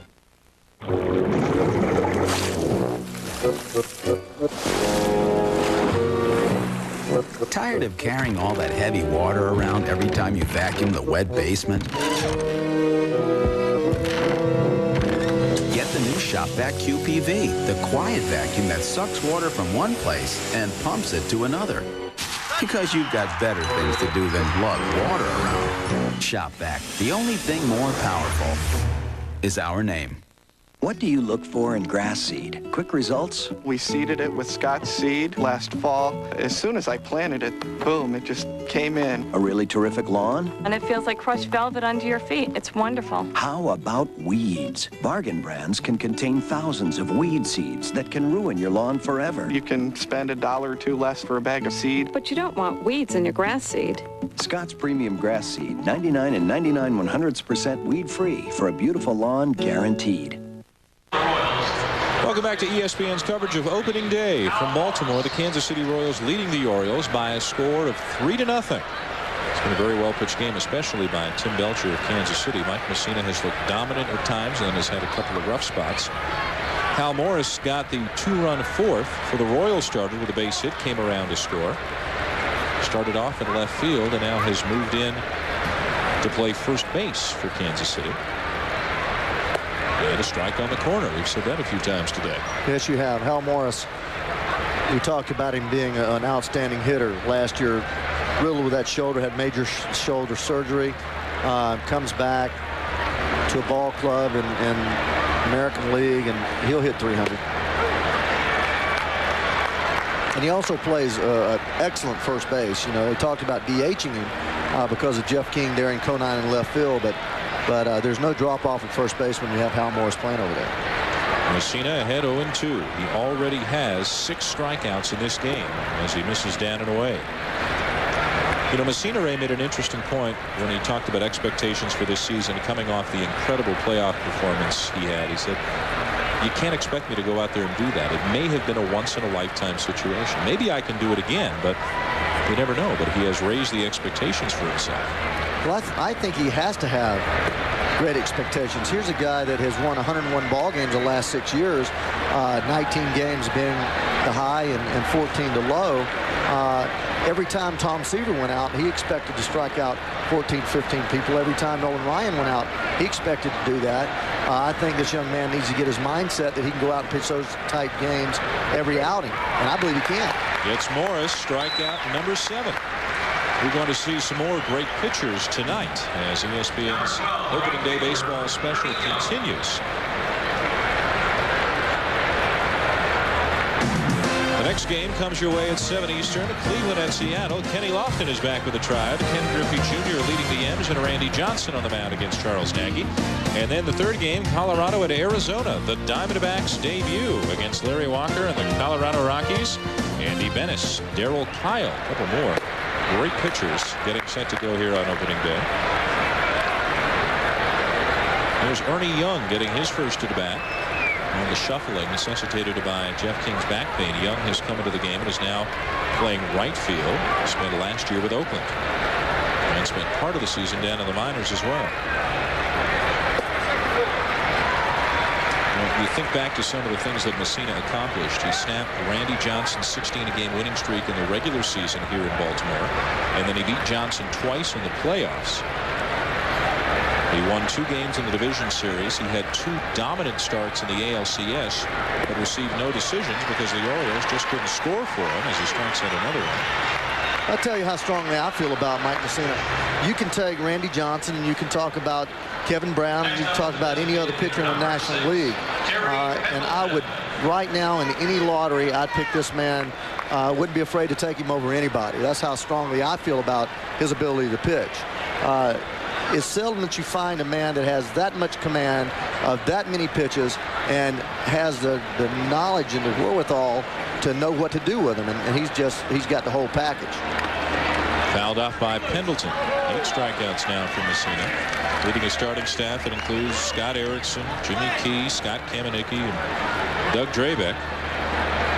These guys have accomplished a lot. Pat Gillick saying yesterday, 2 horses in Messina and Erickson, but the other 3 guys, is Key going to be healthy? What kind of a year will Drabeck have? There are some questions toward the end of that rotation.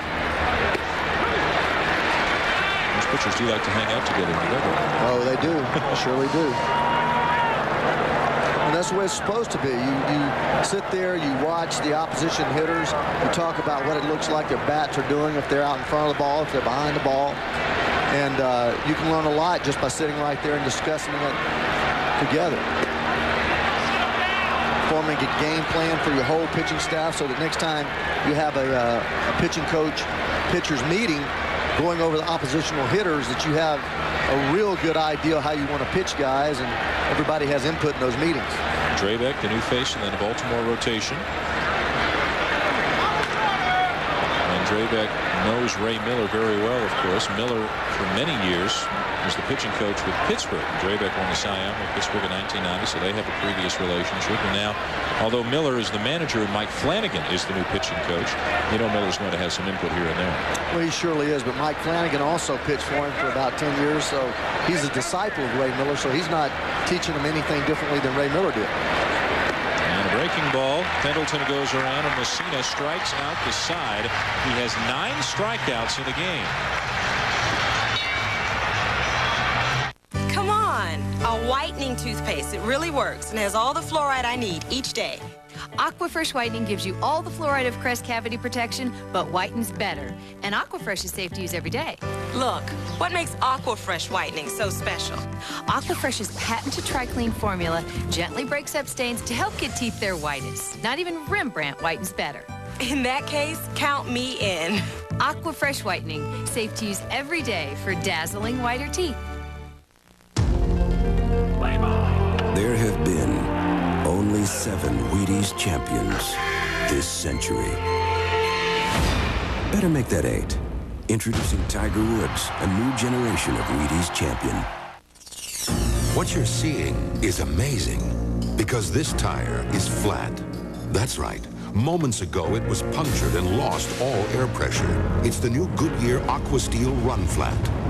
If it weren't, this is what could have happened. Instead, the new Aqua Steel drives you up to 50 miles at 55 miles per hour to safety. New Aqua Steel. Only from Goodyear. Goodyear, Goodyear. When you've lived 7 or 8 lives, you can make some pretty long-lasting friendships.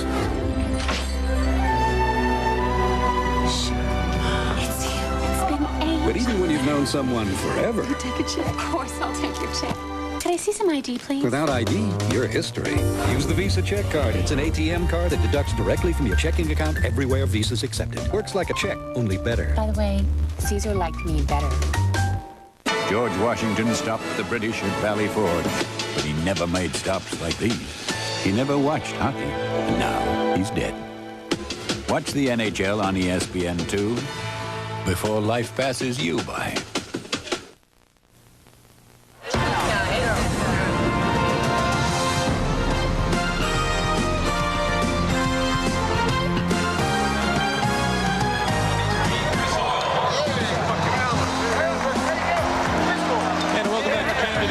It is 3-0 Kansas City. A sold-out crowd of nearly 47,000 people are here in Baltimore today, trying to figure out a way to get the offense going for the Orioles. This is the way the season ended for Baltimore last year. A station-to-station team, a team that waits for the home run that hasn't come so far today against Tim Belcher. Chris Hoyle's going to lead off the bottom of the 6th. The catcher caught looking his first time up. Well, they haven't really hit a ball hard. The ball that Eric Davis hit to right field, he hit off the end of the bat, and Raphael dumps a single in the right center that he gets jammed on. So they have not hit a ball hard yet. And Belcher has now gone further in terms of innings here today than he went in any of his spring starts. He had a rough spring, mainly in one game against the Yankees, in which he drew about 13 earned runs. That'll mess up your ERA in a hurry. But he's been around long enough to not put too much stock in spring numbers. 2-1. Well, he's the type of guy that if he gives up 6 runs in one inning, he wants to go out there in the next inning.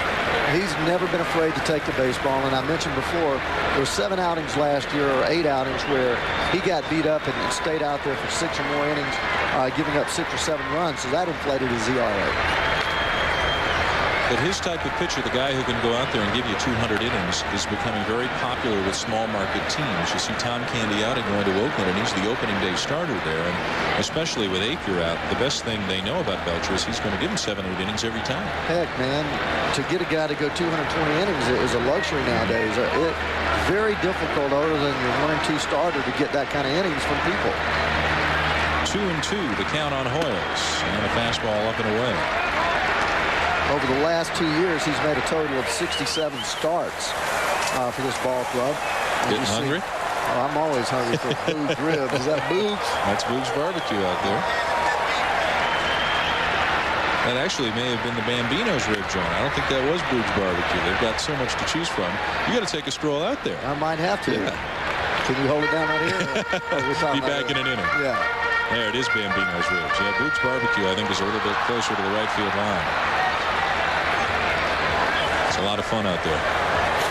I talked to you earlier about Belcher and his 5-inning stints.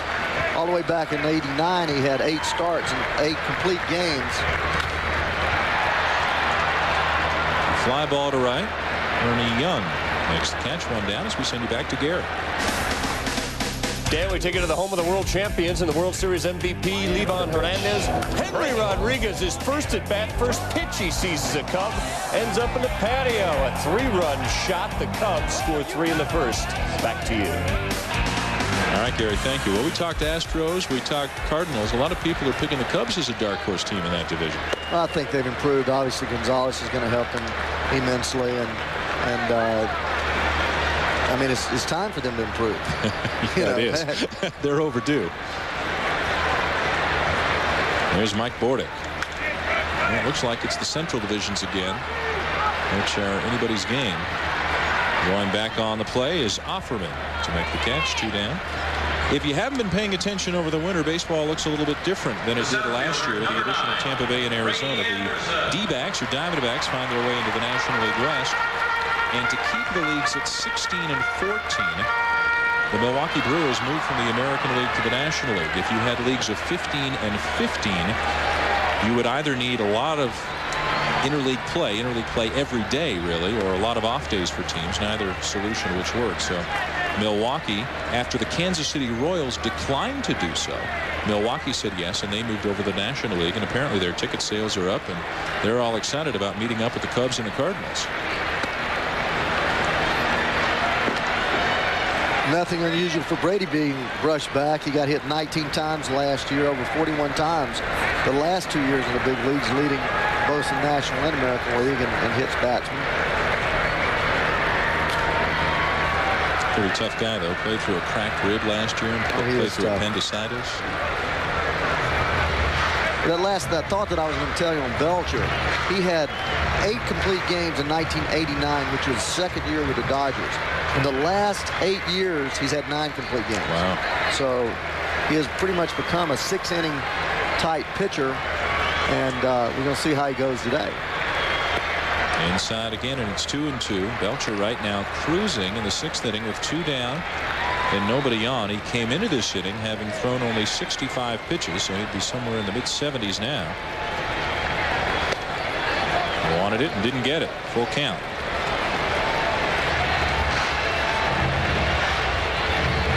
Other than Jeff Montgomery, that Kansas City bullpen has a lot of names that you got to do some reading to learn a lot about these guys. Some young players who haven't been around very much. Montgomery anchoring the pen as always. Brady chased one down low and a ground ball down to first to retire the side. Belcher has set down 14 of the last 15 here on opening day at Camden Yards. Orioles, baby! Hey, everyone, there are birds in the bird bath. I can't see! I can't see! Excuse me, but I think you need a room with a view. Enjoy the outdoors by calling Rooms with a View. Compare and save 50% on the nation's finest solariums and sunrooms with payments as low as $98 a month. Call now. For a limited time, every room gets free Berber carpet. Rooms with a View. For a free estimate, call 1-800-522-2171. Paragon and HBO present Kids Day, featuring Warner Brothers' very own Bugs Bunny. Hey kids, join us for a day of fun, food, and games. Absolutely free, Saturday, April 18th, from 11 a.m. to 4 p.m. at San Pedro Park. Kids Day. Join Paragon and HBO. You won't want to miss it. For more information, call 222-9641. When it comes to building a comfortable home, you certainly have your options.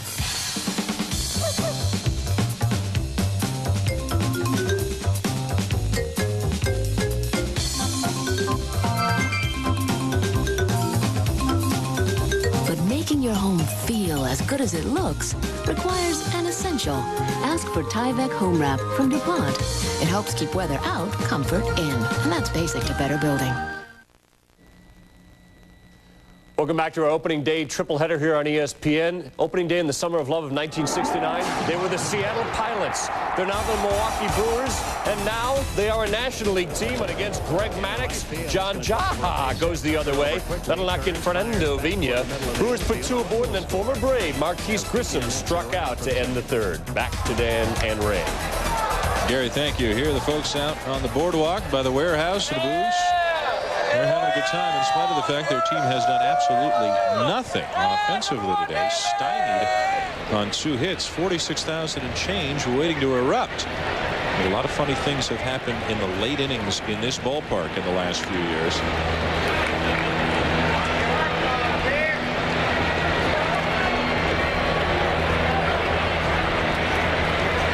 Mike Messina the first time through. Got touched up the second time through in the 4th inning when he gave up a 2-run single to Larry Sutton, but the 3rd time through he has been unbelievable. Has retired 5-4 by strikeout. Base hit up the middle for Dean Palmer. Each Each time the Royals have had the leadoff man on, they have scored him so far in this game. Number 22, the left fielder, First sign of bullpen activity there. Newcomer Norm Charlton up and throwing. We'll also see what type of manager Tony Mush is going to be. Here you have your 7-hole hitter, your 6-hole hitter leads off with a single.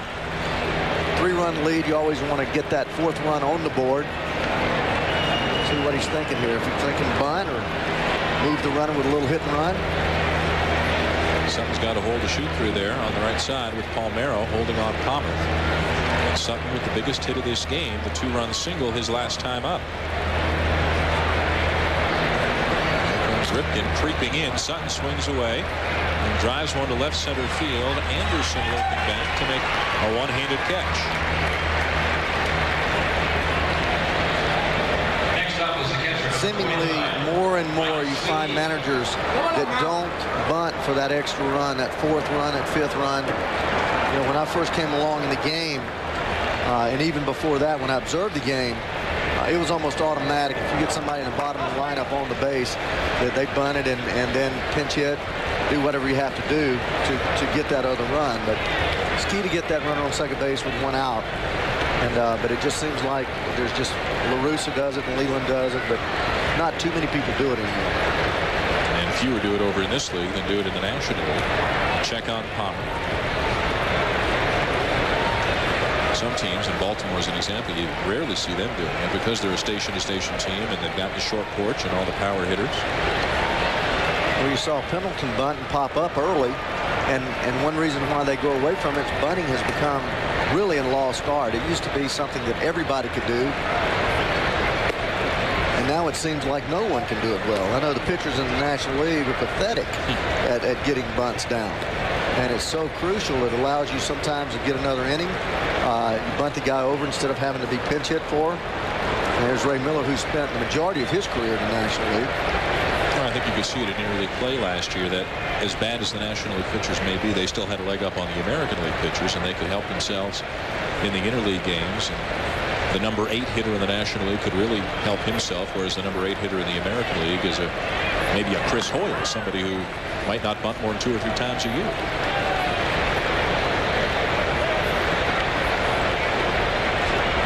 Got a runner on first, 1 down. Mike Sweeney, the hitter. He's 0 for 2. Royals already leading 3-0 in the 7th, and Norm Charlton up and working behind Mike Messina here in this game for the Orioles.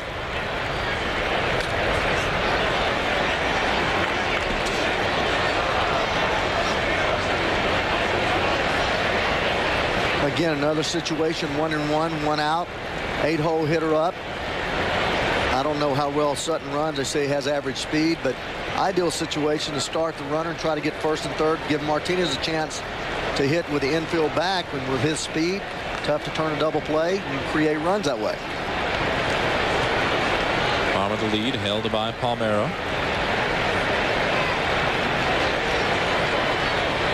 Again, Messina taking all kinds of time whenever a runner gets on, whatever base he's at, and finally Sweeney steps out. The Orioles play the longest games in baseball. A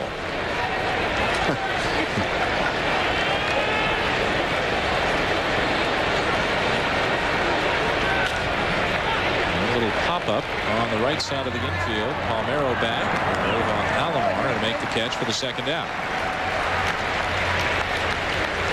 Let's take a look at today's pitching summary, brought to you by Outback Steakhouse. Tim Belcher, what a way to get going in the season after a spring ERA of better than 11. And it's not like Mike Messina has been bad just against Belcher. Today, so far, he hasn't been quite good enough.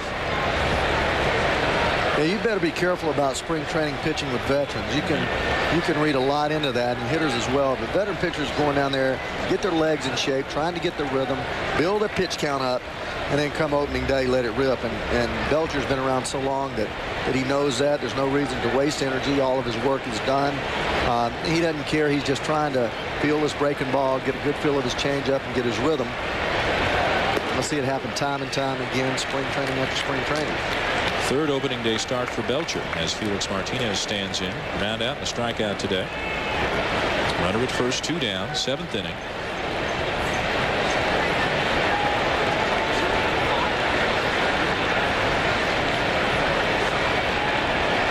Three-game series between these two, and then when the Royals open up at home early next week, Baltimore will provide the opposition.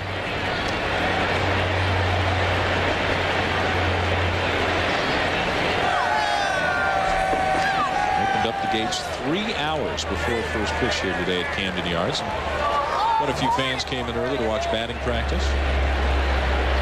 See Ripken in on the grass in case Martinez drops one down. Runner goes. Throw bounces in and a stolen base for Dean Palmer. The Royals taking advantage of Chris Hoyles, who at least statistically last year was one of the worst in baseball throwing runners out. Well, that's one reason I thought something might happen. You know, he only threw out, what, 21% of the runners last year. But that shows you the philosophy right now. Muser already has a philosophy. He's not going to run himself out of innings. When you get 2 outs, you'll take a shot and let the 9-hole hitter lead off the next inning.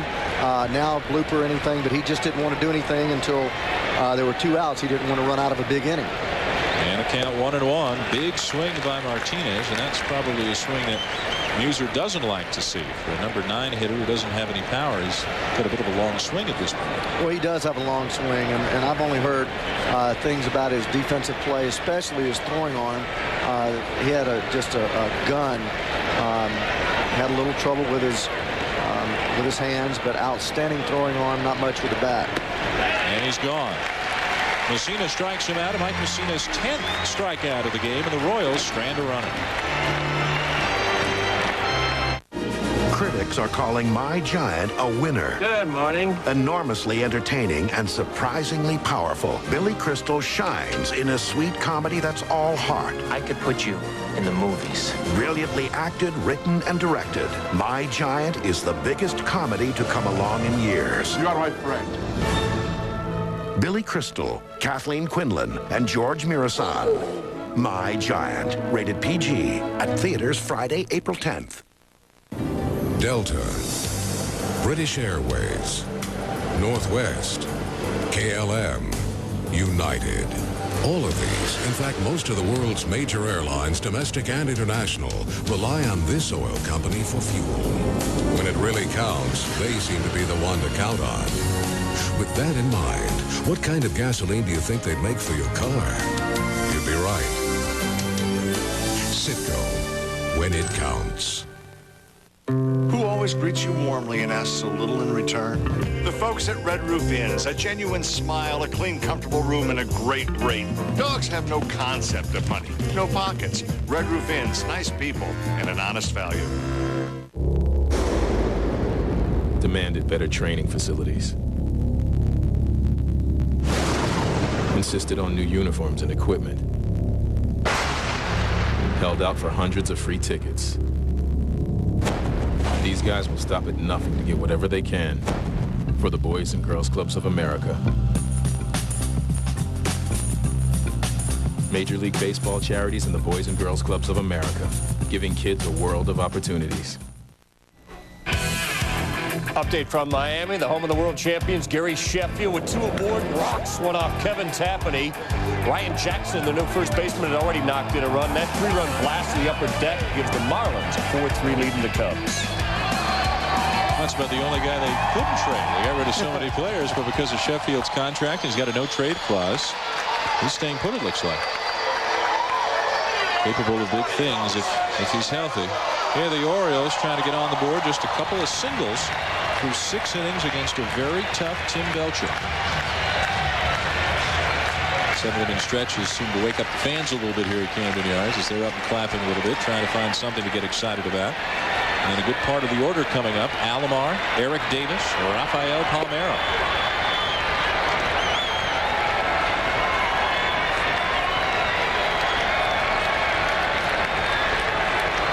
With his highest batting average ever last season, despite the injuries, at .333. But obviously much more effective this year if he can swing the bat both ways, as apparently he can.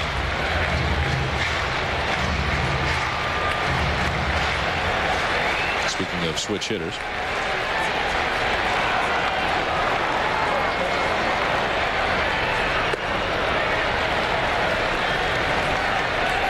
Well, Well, I didn't see much of Mickey Mantle. I saw a lot of Ted Simmons and Reggie Smith, but when I got to play with Eddie Murray, there's no question that he was the best switch hitter I ever played with or saw. 1-2 to Alomar. He's up and away. Amazing to be so consistent and have so much power from one side. I forgot about Pete Rose. How could you forget about Pete Rose? I forgot about Pete Rose. But as far as power and being able to drive the baseball, none better than him. Upstairs again in a full count. Some activity now in the Kansas City pen. Last year's starter and last year's all-star for Kansas City, Jose Rosado, coming off some knee surgery, relegated to bullpen duty here at the beginning of this year. Well, Bob Boone told me in spring training last year that Rosado had the best arm of anybody on his staff.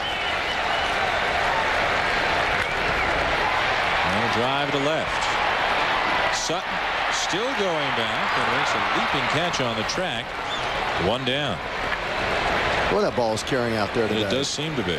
Hasn't done the Orioles a whole lot of good. As you can see, just 2 little base hits, singles by Davis and Palmeiro. All worthless. Tim Belcher hasn't even walked anybody so far today. He hasn't had many 3-2 counts. I may have been the first 3-2 count. I know he hasn't had many. One down, and here's Eric Davis, who owns one of those 2 base hits. Lays off inside. Well, watch Belcher now, Danny. What he'll start doing, if you start getting tired, the fastball is going to start to get up. His breaking ball will be short. Start throwing his breaking ball that will bounce, and his fastball will start riding up in the strike zone. Like that.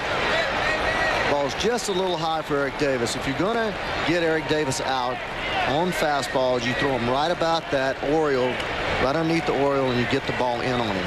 If you get it out there away from him where his bat barrel is, he'll hammer that ball to right center field. And as I said earlier in our telecast, he's a much better high fastball hitter now late in his career than he was early in his career.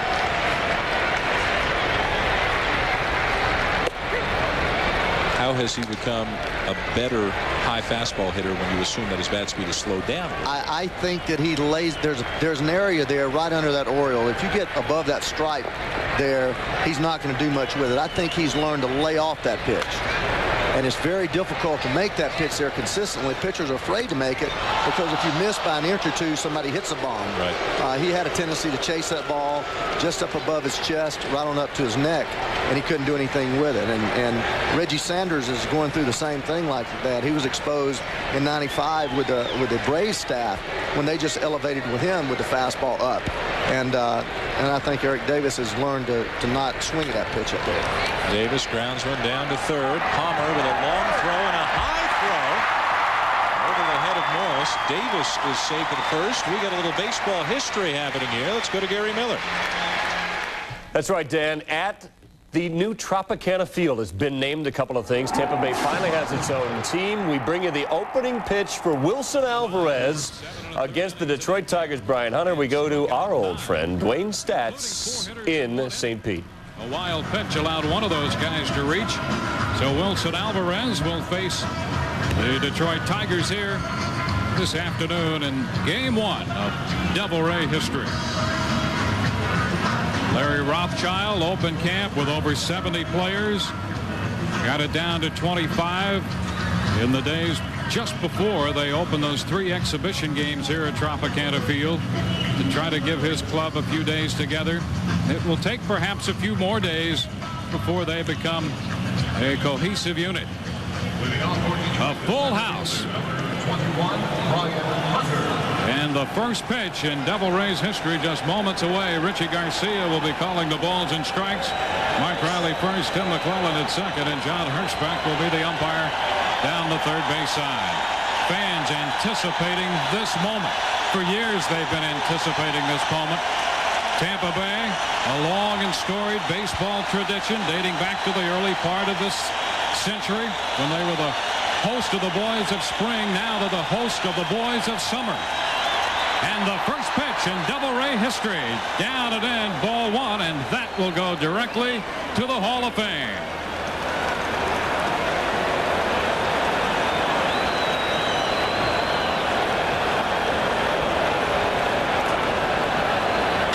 So Wilson Alvarez facing Brian Hunter. And Tampa Bay is in the major leagues.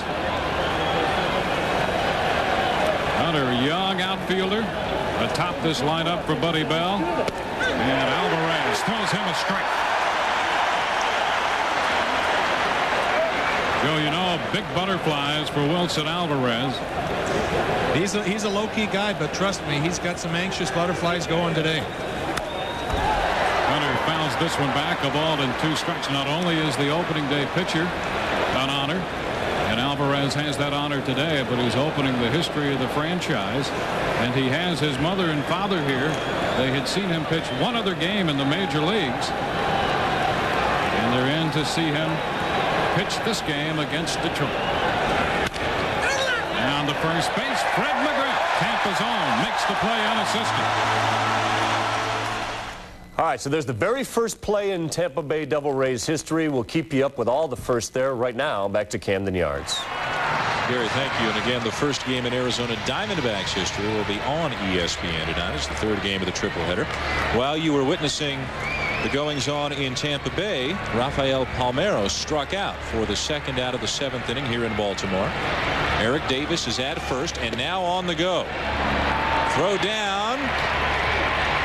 And after a long look at it, Jim Joyce is going to punch out Eric Davis and punch out the Orioles in the 7th inning. A strong throw by Mike Sweeney to get him. And Tim Belcher's shutout bid continues. 7 great innings for him.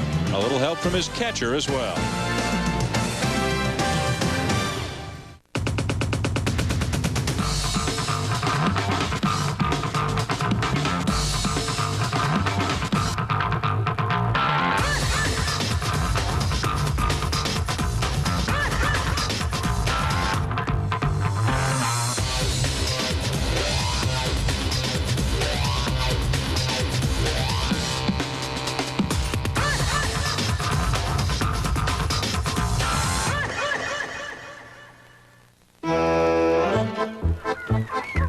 Life is unpredictable.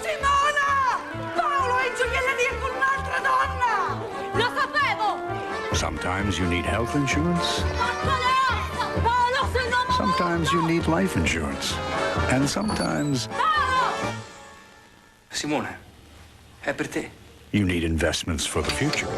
So at the Conseco Companies, our goal is to help you protect wealth, create wealth for life. Here at Hole 7 of the Cooper Tire Invitational, a long par 9,000 from Chicago. The green surrounded by water. We talked to our leader about this crucial hole. Tough hole. I rely a lot on my Cooper tires and my low iron. Here's some replays of you through the Midwest. Had a few nice shots here in Missouri. And then that impressive run down the Gulf Coast. We're live in the Everglades. Arnie lying 8,003. The world is your course. Drive on.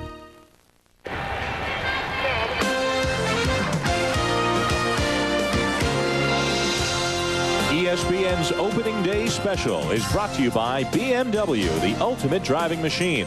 By Conseco, where our goal is to help you protect wealth, create wealth for life. By Cooper Tire Rubber Company. Cooper Tire, the world is your course. Drive on. And by Nike. And we are back here in Baltimore. This game in the top of the 8th inning with Kansas City still leading 3-0. That has been the score since the 4th. And the top of the order up for the Royals, center fielder Johnny Damon. He'll be followed by Jose Offerman and then Hal Morris. Mike Messina still on the mound for Baltimore here into the 8th. Tim Belcher appears to be done. Got a round of handshakes on his way into the dugout. And what a way to start the season. Boy, man, 95 pitches, outstanding job, tremendous control against a great hitting ball club that he shut down. Messina covering, takes the toss from Palmeiro, and Damon is retired. Remember, with Kevin Appier out for at least 3 months, Tim Belcher becomes the ace by default on this Kansas City staff, and Tony Muser needs him to lead the way. Well, Timmy won 15 games, starting with the Dodgers, and then he went to 115 with the Reds, and 3 times won 15 ball games. Won 15 games year before last with Kansas City. There's Jose Offerman, 0 for 3, a couple of strikeouts. 2 of the 10 strikeouts Mike Messina has on the afternoon. And great pitch on the outside corner with an ease.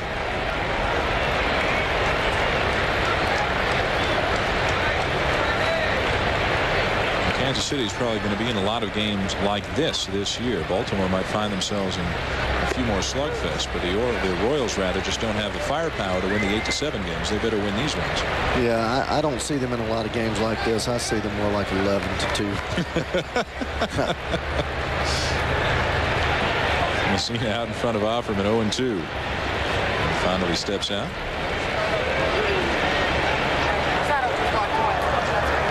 Look at the bullpens here. They're very visible to the fans out in left center. Jim Pixley, the big right-hander, is up for Kansas City.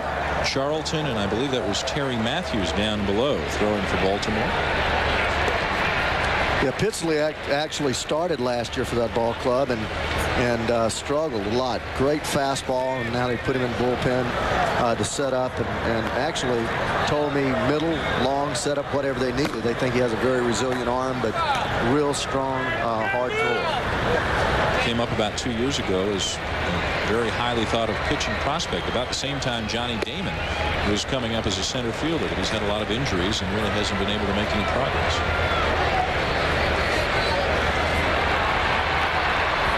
Down there in the bullpen along with Rosado, another starter turned reliever here for Tony Muser. Outside and a full count on a Jose Offerman after Messina had him 0-2.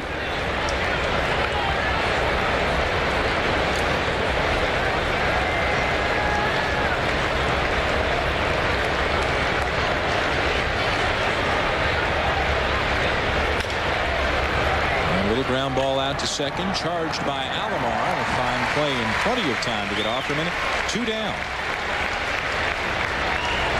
Next up is the first baseman, number 23, Al Morris.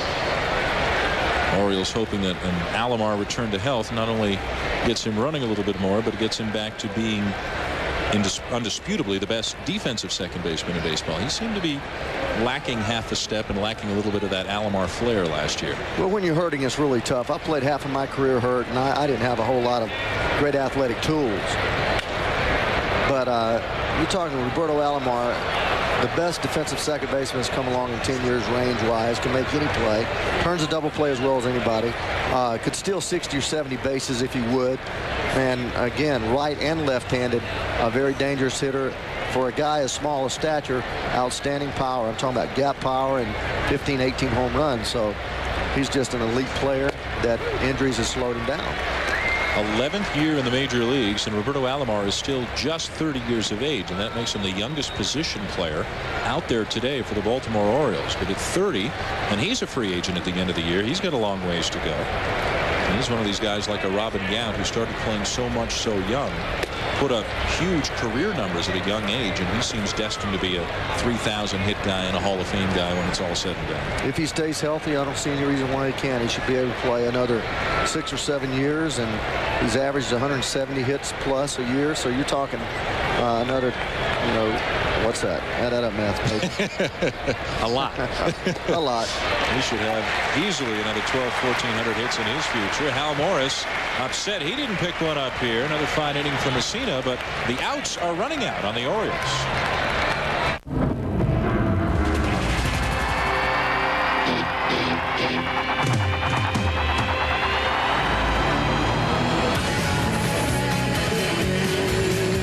Maybe mounting that camera inside a baseball wasn't the best way to get a close-up of Larry Walker's batting gloves. Franklin carbon fiber batting gloves. The official batting glove of Major League Baseball. Moscow, we have a problem. Guys like me don't get much respect. I mean, I hit big, but there's no Dior commercial. I make huge plays. I'm not even in a cereal box. But man, I could care less. Triple Play 99. You've never seen baseball like this. Who needs cereal? Whoa. EA Sports. It's in the game. Here's something you should never do with your eyeglasses unless they're made from Flexon. Even after bending and twisting, Flexon frames still look and fit great. Feel free to fall asleep in your glasses. Feel free to squeeze your Flex-On frames. Feel free to kid around. Flex-On frames. Durable, comfortable, light. Ask for them by name. Flex-On by Marchon. Beauty, adventure, drama. All these and more can be yours in the wonderful world of art. And with this free art test from Art Instruction Schools, you can find out if you have the interest and desire needed to become a serious art student. To get your free art test without cost or obligation, call this toll-free number. Don't delay. Call this toll-free number now. Call 1-800-633-3400. Welcome back to Baltimore. Bottom of the 8th inning, and time now for the Nike game summary. It has been a well-pitched game, especially by Tim Belcher, who didn't walk anybody in his 7 innings in there.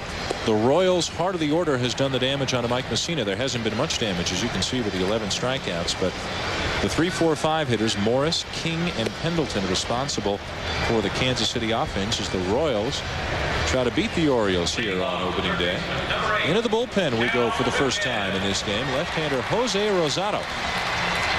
Again, a starter last year and the Royals all-star representative a year ago. Better than 200 innings, comes on here to face Ripken, Surhoff, and Carter in the bottom of the 8th. Well, he had a great first half, winning 7 games in the first half, and after that, just really struggling. Really good fastball that moves hard away from right-handed hitters, telling fastball, slurvage-type breaking ball, and a changeup that just dies. Thinking back to watching him last year, unusually poised, too, for a guy his age. He showed no nervousness out there on the mound at all. Wasn't afraid to use all his pitches. Ripken 0 for 2. First time up, struck out looking, and had some words for Jim McKean. Second time up, fouled back to the catcher. This time he skies one into shallow left field. Martinez out and Sutton in, 1 down.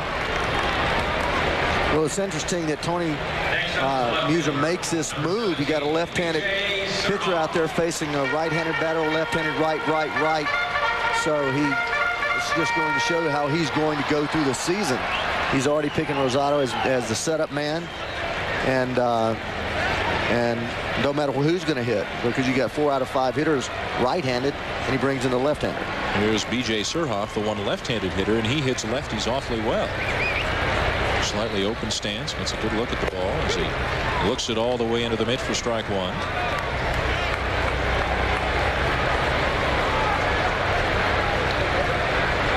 Belcher 7 innings, 3 hits, no runs, no walks, 6 strikeouts. And all going well for Kansas City. We'll see Jeff Montgomery in the 9th inning.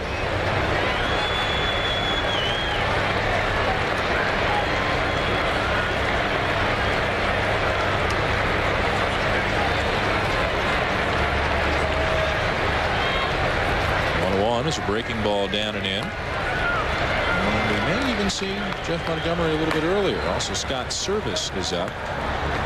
Maybe we'll see Service come in after Surhoff to face the one right here this inning, and then Montgomery in the 9th. Who knows how Tony Muser's going to play. Well, I was going to say Scott Service, another one of those players that I managed, but I think everybody's managed Scott Service. He has one time traded 3 times in 1 year. Yeah.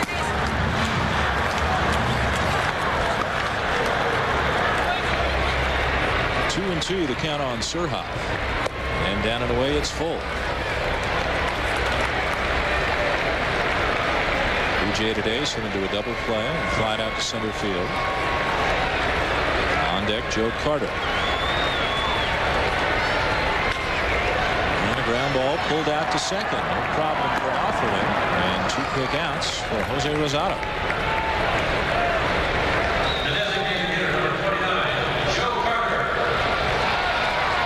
Carter is announced, and no sign of any change from the Kansas City bullpen. Rosado cruising along, will stay.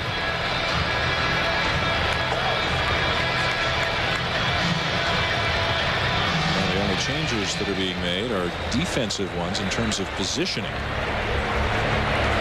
The Royals, who are unfamiliar with Carter, trying to get a good sense of where to play him.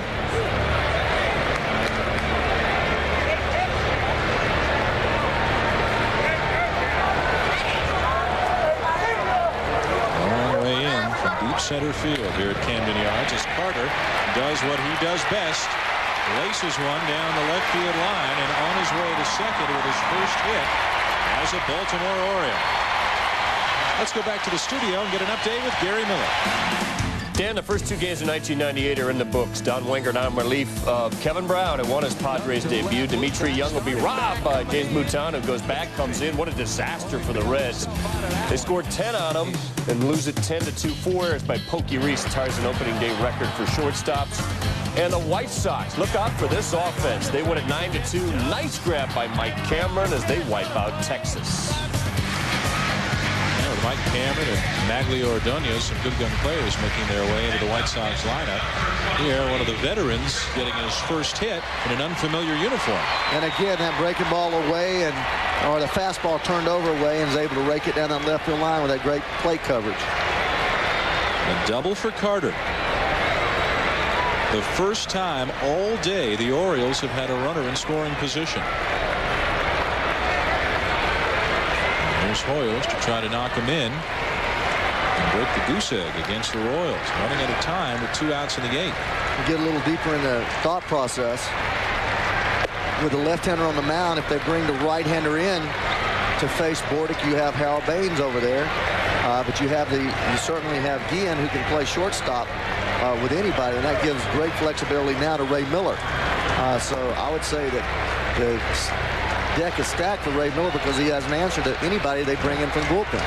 Tremendous bench with Baines and Guillen and Jeffrey Hammonds. And guys in Lenny Webster and Jeff Rebele, who did a lot of good for the Orioles. With Alomar and Hoyles battling injuries last year, Rebele and Webster had to step it up a little bit. And Webster there in the center of your screen. 1-1 to Hoyles. 3-0 Kansas City. And tails up and in. 2 balls and a strike.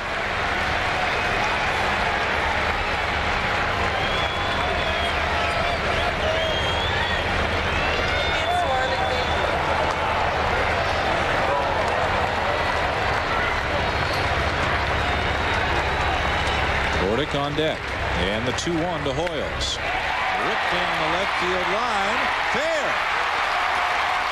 And into the seats for a ground rule double as Carter scores, and it's 3-1.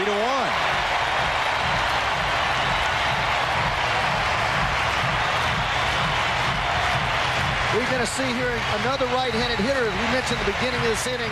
Fastball out away from him. He rips it down the left field line. Just fair, bounces up, foul. Fair, bounces out of play. But this is what happens when you're short on a bullpen. You end up facing right-handed hitters with left-handed pitchers, and usually bad things happen. And now the moves and the counter moves. Jeffrey Hammonds was just announced as a pinch hitter for Mike Bordick. And that brought Tony Muser to the mound. He is going to pull Jose Rosado. And that will send Hammonds to the bench and bring on Harold Baines. So a little bit of chess here between a Muser and a Miller in the 8th inning, with the lead suddenly looking a little more tenuous for the Royals at 3-1. Texas, do you need a dependable car? Then call this number right now. If you have a job, a down payment, AmeriCars will get you financed. Work cars, work trucks, even sport utilities and sports cars. If AmeriCars can't get you financed, we'll give you the car. That's right. If you have a job, regardless of your credit, good, bad, or no, if AmeriCars can't get you financed, we'll give you the car. Find out what hundreds of South Texans already know. AmeriCars can get you financed. Call the number right now. The San Antonio chapter of the Susan G. Komen Breast Cancer Foundation is proud to host the first annual Race for the Cure, and I am privileged to be one of the honorary co-chairs for this year's premier race against breast cancer. Until there's a cure for breast cancer, the race is not won. Please join us Saturday, April 4th, 8 a.m. at Alamo Stadium for San Antonio's first annual Race for the Cure. As we walk, jog, run, and cheer for the fight against breast cancer, go by any of the participating sponsored locations to pick up a race application. San Antonio's Race for the Cure. Every step is about putting an end to breast cancer. Homeowners in need of a home equity loan. It's time you called Superior Bank FSB to get the superior difference. Superior Bank is a federal savings bank which for over 75 years has been helping homeowners save money by refinancing at lower rates, consolidate their high-interest debt, or pay off overdue credit cards. Superior has helped thousands of homeowners who were rejected elsewhere or who have had credit problems in the past. Homeowners, call Superior Direct at 1-888-678-7777 and get the Superior difference. New Oriole Joe Carter got it going with a double. Chris Hoyles drove him in with a ground rule double. And then here come the moves, which have resulted in right-hander Scott Service coming on for the Kansas City Royals. Well, Scotty Service, I've seen him pitch now for the last 6 years. Got a little herky-jerky motion, slings the ball, big slurvage type pitch. The ball will break all the way across the plate.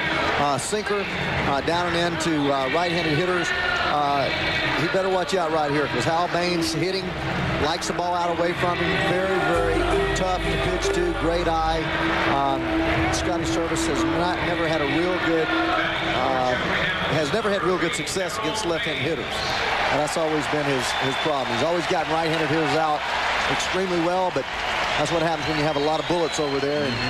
And Ray Miller certainly has some bullets. Baines coming on as a pinch hitter for Jeffrey Hammonds, who was announced for Mike Bordick. So Hammonds out of the game. Last year's number for Harold Baines. He is expected to get a lot of the DH work. Joe Carter in there in place of Baines because of very good career numbers against Tim Belcher. But at the moment, Harold Baines represents the game's tying run. Scott Service won't throw the ball by you. He throws about 76 on his changeup to about 84 on his fastball.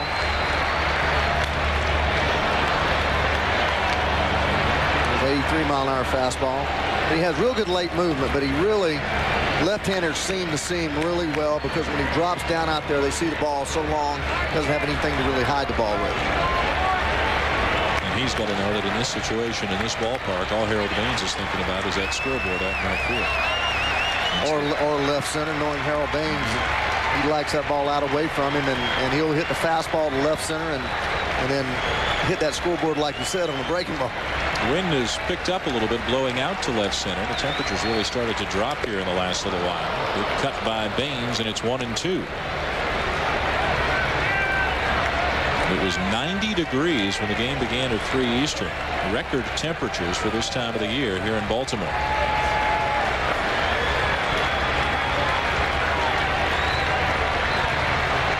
Scott Service, a lot like the ex-Astro Mark Grant. Really funny type of guy that has bounced around but loves the game of baseball and loves to be on the mound. And he got Baines. He was brought in to get one guy, and he got him. The Royals still lead 3-1 through 8.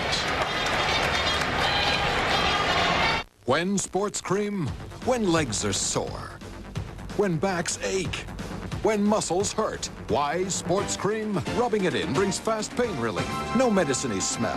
Why Sports Cream? Because it works. Got a few minutes to spare? New Turtle Wax Express Shine can quickly make your car look showroom new. Just spray on and wipe off.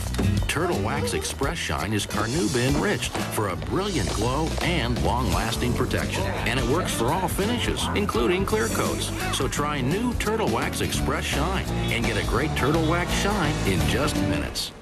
And come down hard on grease with new Turtle Wax Purple Muscle Heavy Duty Cleaner.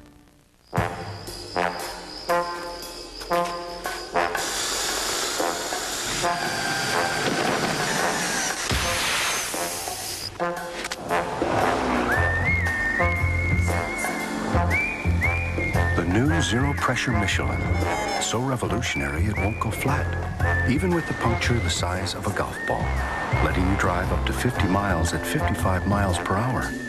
Just what you'd expect from Michelin. The knife stone. It was a knife of mythic proportions. And no one could resist the pull of the knife. And then one day came the answer. It takes a big, juicy Outback steak to unlock the true potential of the legendary Outback steak knife. Just what I was looking for. Outback Steakhouse. No rules, just right. Now, if I could only find the fork in the road. A magazine's success starts with the writers. Get me the lowdown on Jordan. What's his beef with the Bulls? And give me a piece on the Latin influence on baseball. Pedro Martinez, Omar Vizquel, with a preview on all 30 clubs. Comprende? Print it, baby! Now the Orioles got a 1 run.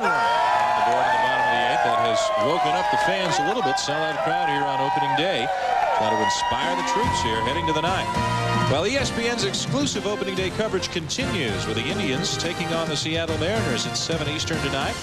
Randy Johnson and Charles Nagy, the pitching matchup there. And then later on tonight, Colorado at Arizona, the Diamondbacks debut. Darryl Kyle for the Rockies, Andy Bennis for the Diamondbacks. And a new pitcher here, and new to Baltimore as well, Norm Charlton. Yeah, Norm Charlton coming off of a horrible year over there with the Mariners, but still one of those guys that you like to give the ball to.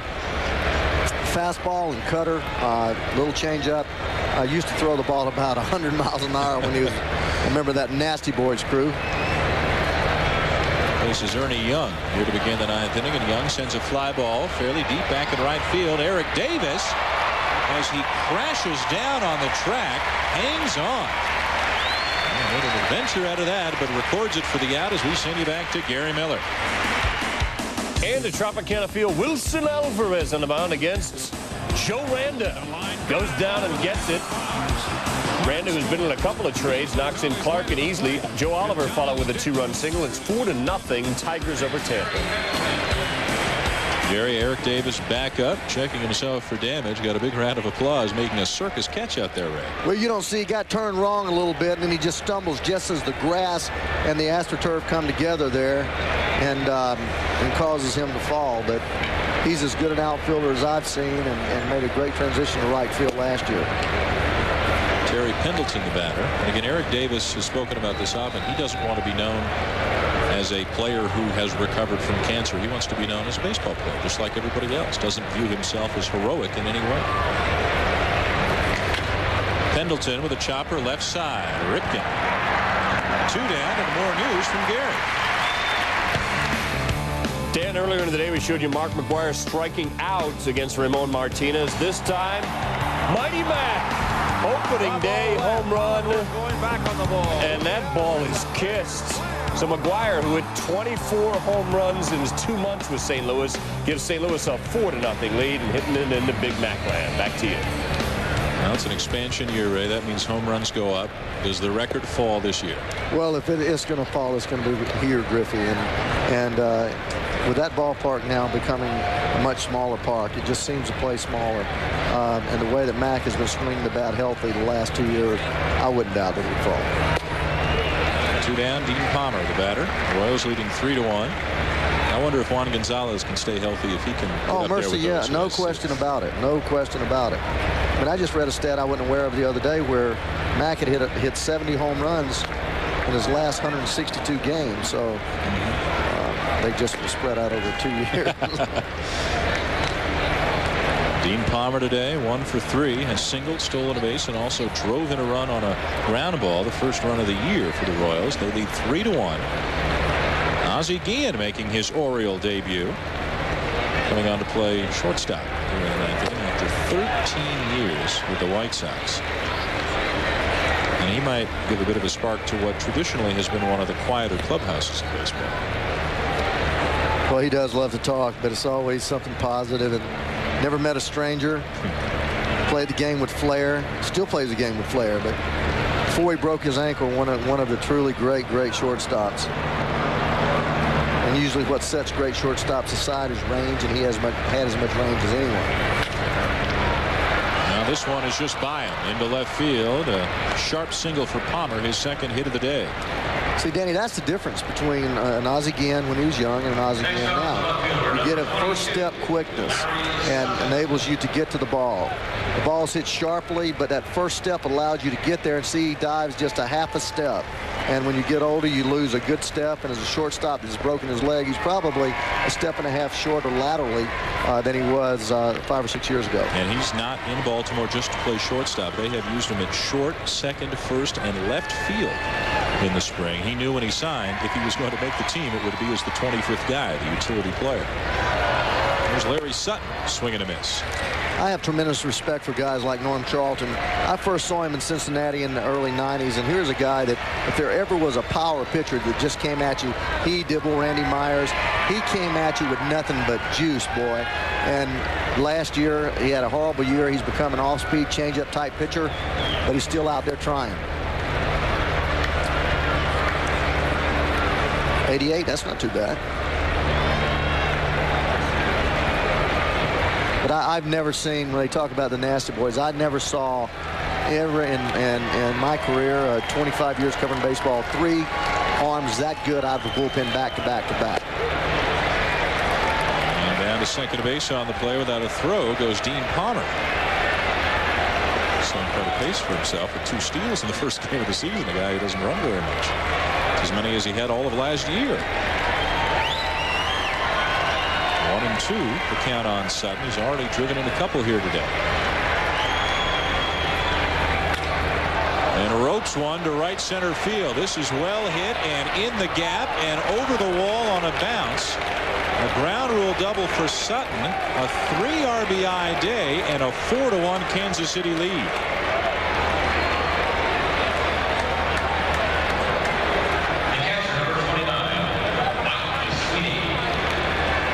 Norm Charlton paid to get left-handers out. Sutton already driven in 2 runs earlier. Fastball right down the middle, down low, though. Left-handed hitters love that ball down low. Watch this pitch come right in there. Little bit of sinkage.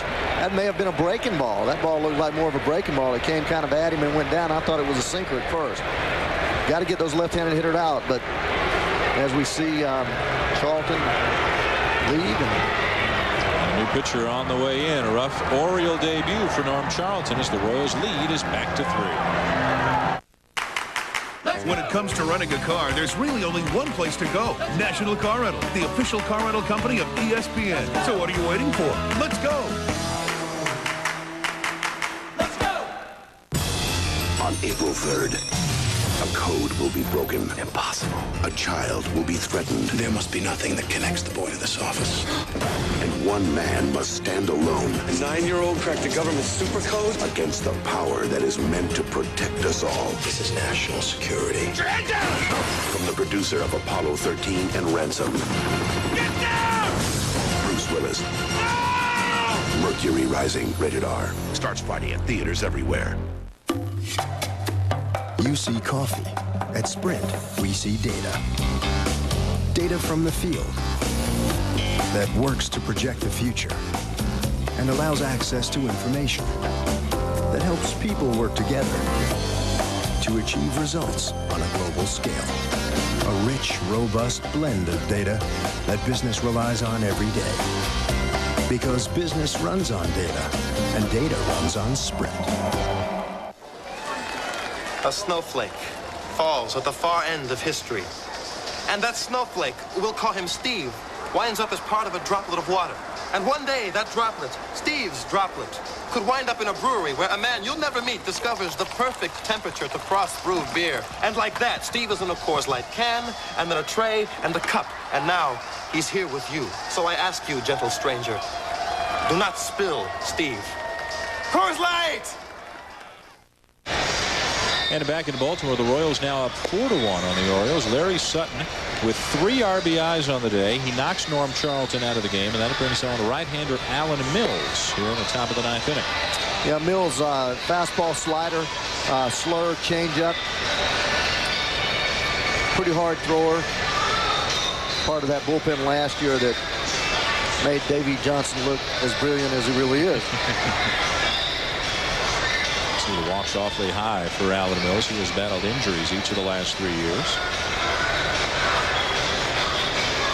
It's really a one-batter situation for him. The man of the afternoon, unquestionably, is Larry Sutton. A single, a double, and 3 driven in out in right field because of injuries to the outfield for the Royals, and he can't play first base. Jeff King is there, but even when everybody gets healthy, Tony Muser may have to find a spot for this guy the way he's swinging the bat today. There's the catcher, Mike Sweeney, 0 for 3.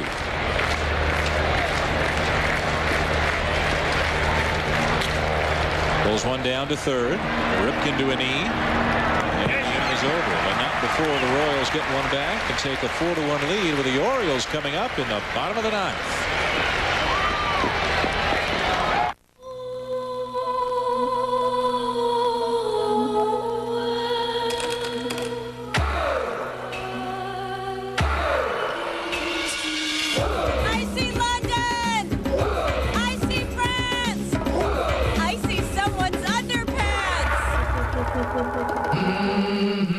jockey. Great underwear. Let them know you're a jockey.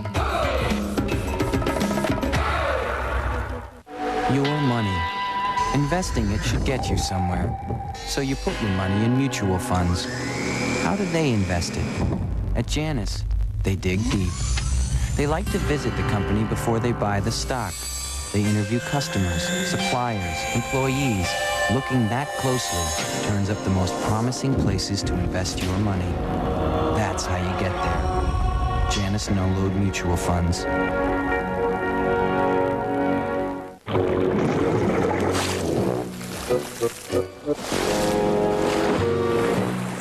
Tired of carrying all that heavy water around every time you vacuum the wet basement? Get the new Shop Vac QPV, the quiet vacuum that sucks water from one place and pumps it to another. Because you've got better things to do than lug water around. Shop Vac, the only thing more powerful is our name. Back in Baltimore, the Orioles 3 runs down with 3 outs to go. Kansas City, on the strength of 3 RBIs by Larry Sutton, leads Baltimore 4-1 here on opening day. Coming up behind us, Sports Center. Larry Beal and Bob Stevens are going to take you around the major leagues. Also, Vin Baker against his old mates. And a recap of the Final Four from down in San Antonio, Kentucky. A 9-point winner over Utah last night. Here is the Kansas City closer for so many years, Jeff Montgomery. What a story Jeff Montgomery is.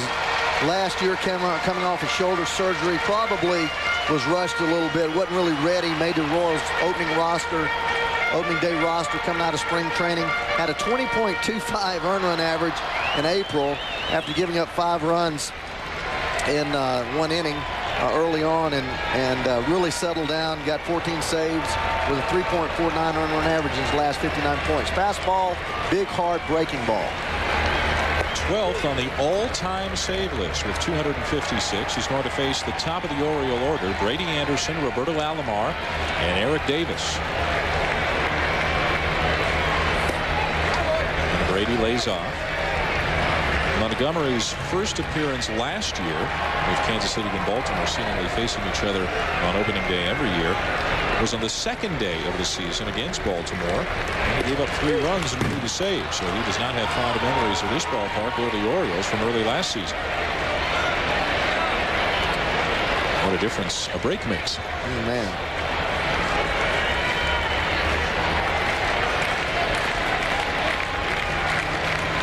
He was over in Cincinnati and was a starting pitcher at the time. Came over to the Royals in a minor deal and developed into one of the best closers around. He used to be able to go a lot of innings. It was scribbled by Anderson. Montgomery used to be one of these horse closers, 2-3 innings if you needed him, but as the wear and tear has built up on his arm, he's become a 1-inning closer like all the other guys.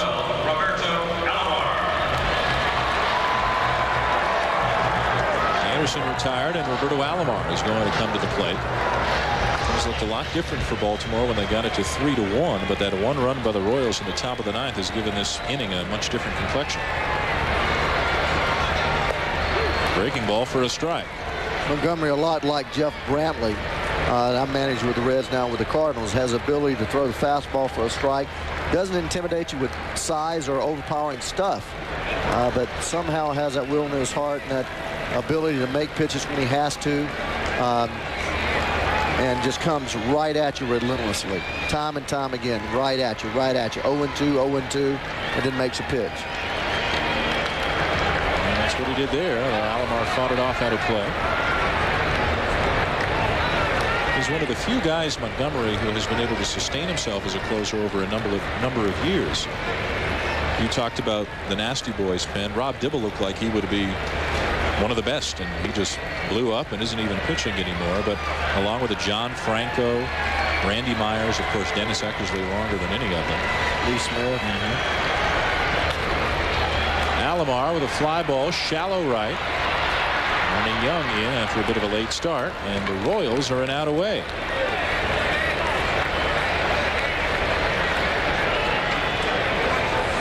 Tony Major on the verge of win #1 here this season. Well, you'd be amazed at what you could do by playing the game right. Last year, Pittsburgh, with minimal salary and minimal talent. I mean, they had a lot of young talent. But they certainly didn't have the talent comparable to other ball clubs. Because they played the game correctly, they won a lot of ball games. And Tony Muser, as you mentioned, a former Marine, I've known him for a long time, believes in discipline. And this club can play solid baseball if they just play correct. 1-1 the count on Eric Davis. Last chance here for the Orioles in the bottom of the ninth. Davis with 2 of Baltimore's 5 hits on the afternoon.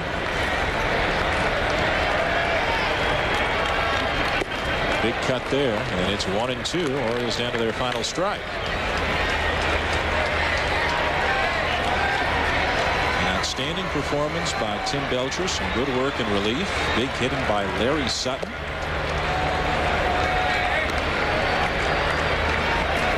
They are starting to file out a little bit here at Camden Yards. Trying to beat the rush home. Inside corner, Davis is gone, and the Royals beat Baltimore 4-1. Some very impressive pitching here for opening day. Oh, Tim Belcher just he answered the bell without Apier and came out there and threw as well as anybody can throw. Montgomery built real positive. The young players. Sutton got a couple base hits, drove in 3 runs. So a great debut for Tony Muser opening day, his first opening day. Ray Miller falls to 0-1 as new manager of the Orioles. His starter, Mike Messina, pitched pretty well as well. 11 strikeouts in this game. Boy, he had that outside corner working early, but a young Larry Sutton with a couple of big hits to drive in 3, and the Royals win by a score of 4-1. Up next, it's Sports Center with Larry Beal and Bob Stevens. For Ray Knight, I'm Dan Schulman. This has been a presentation of ESPN, the worldwide leader in sports. Kansas City beats Baltimore 4-1 on opening day.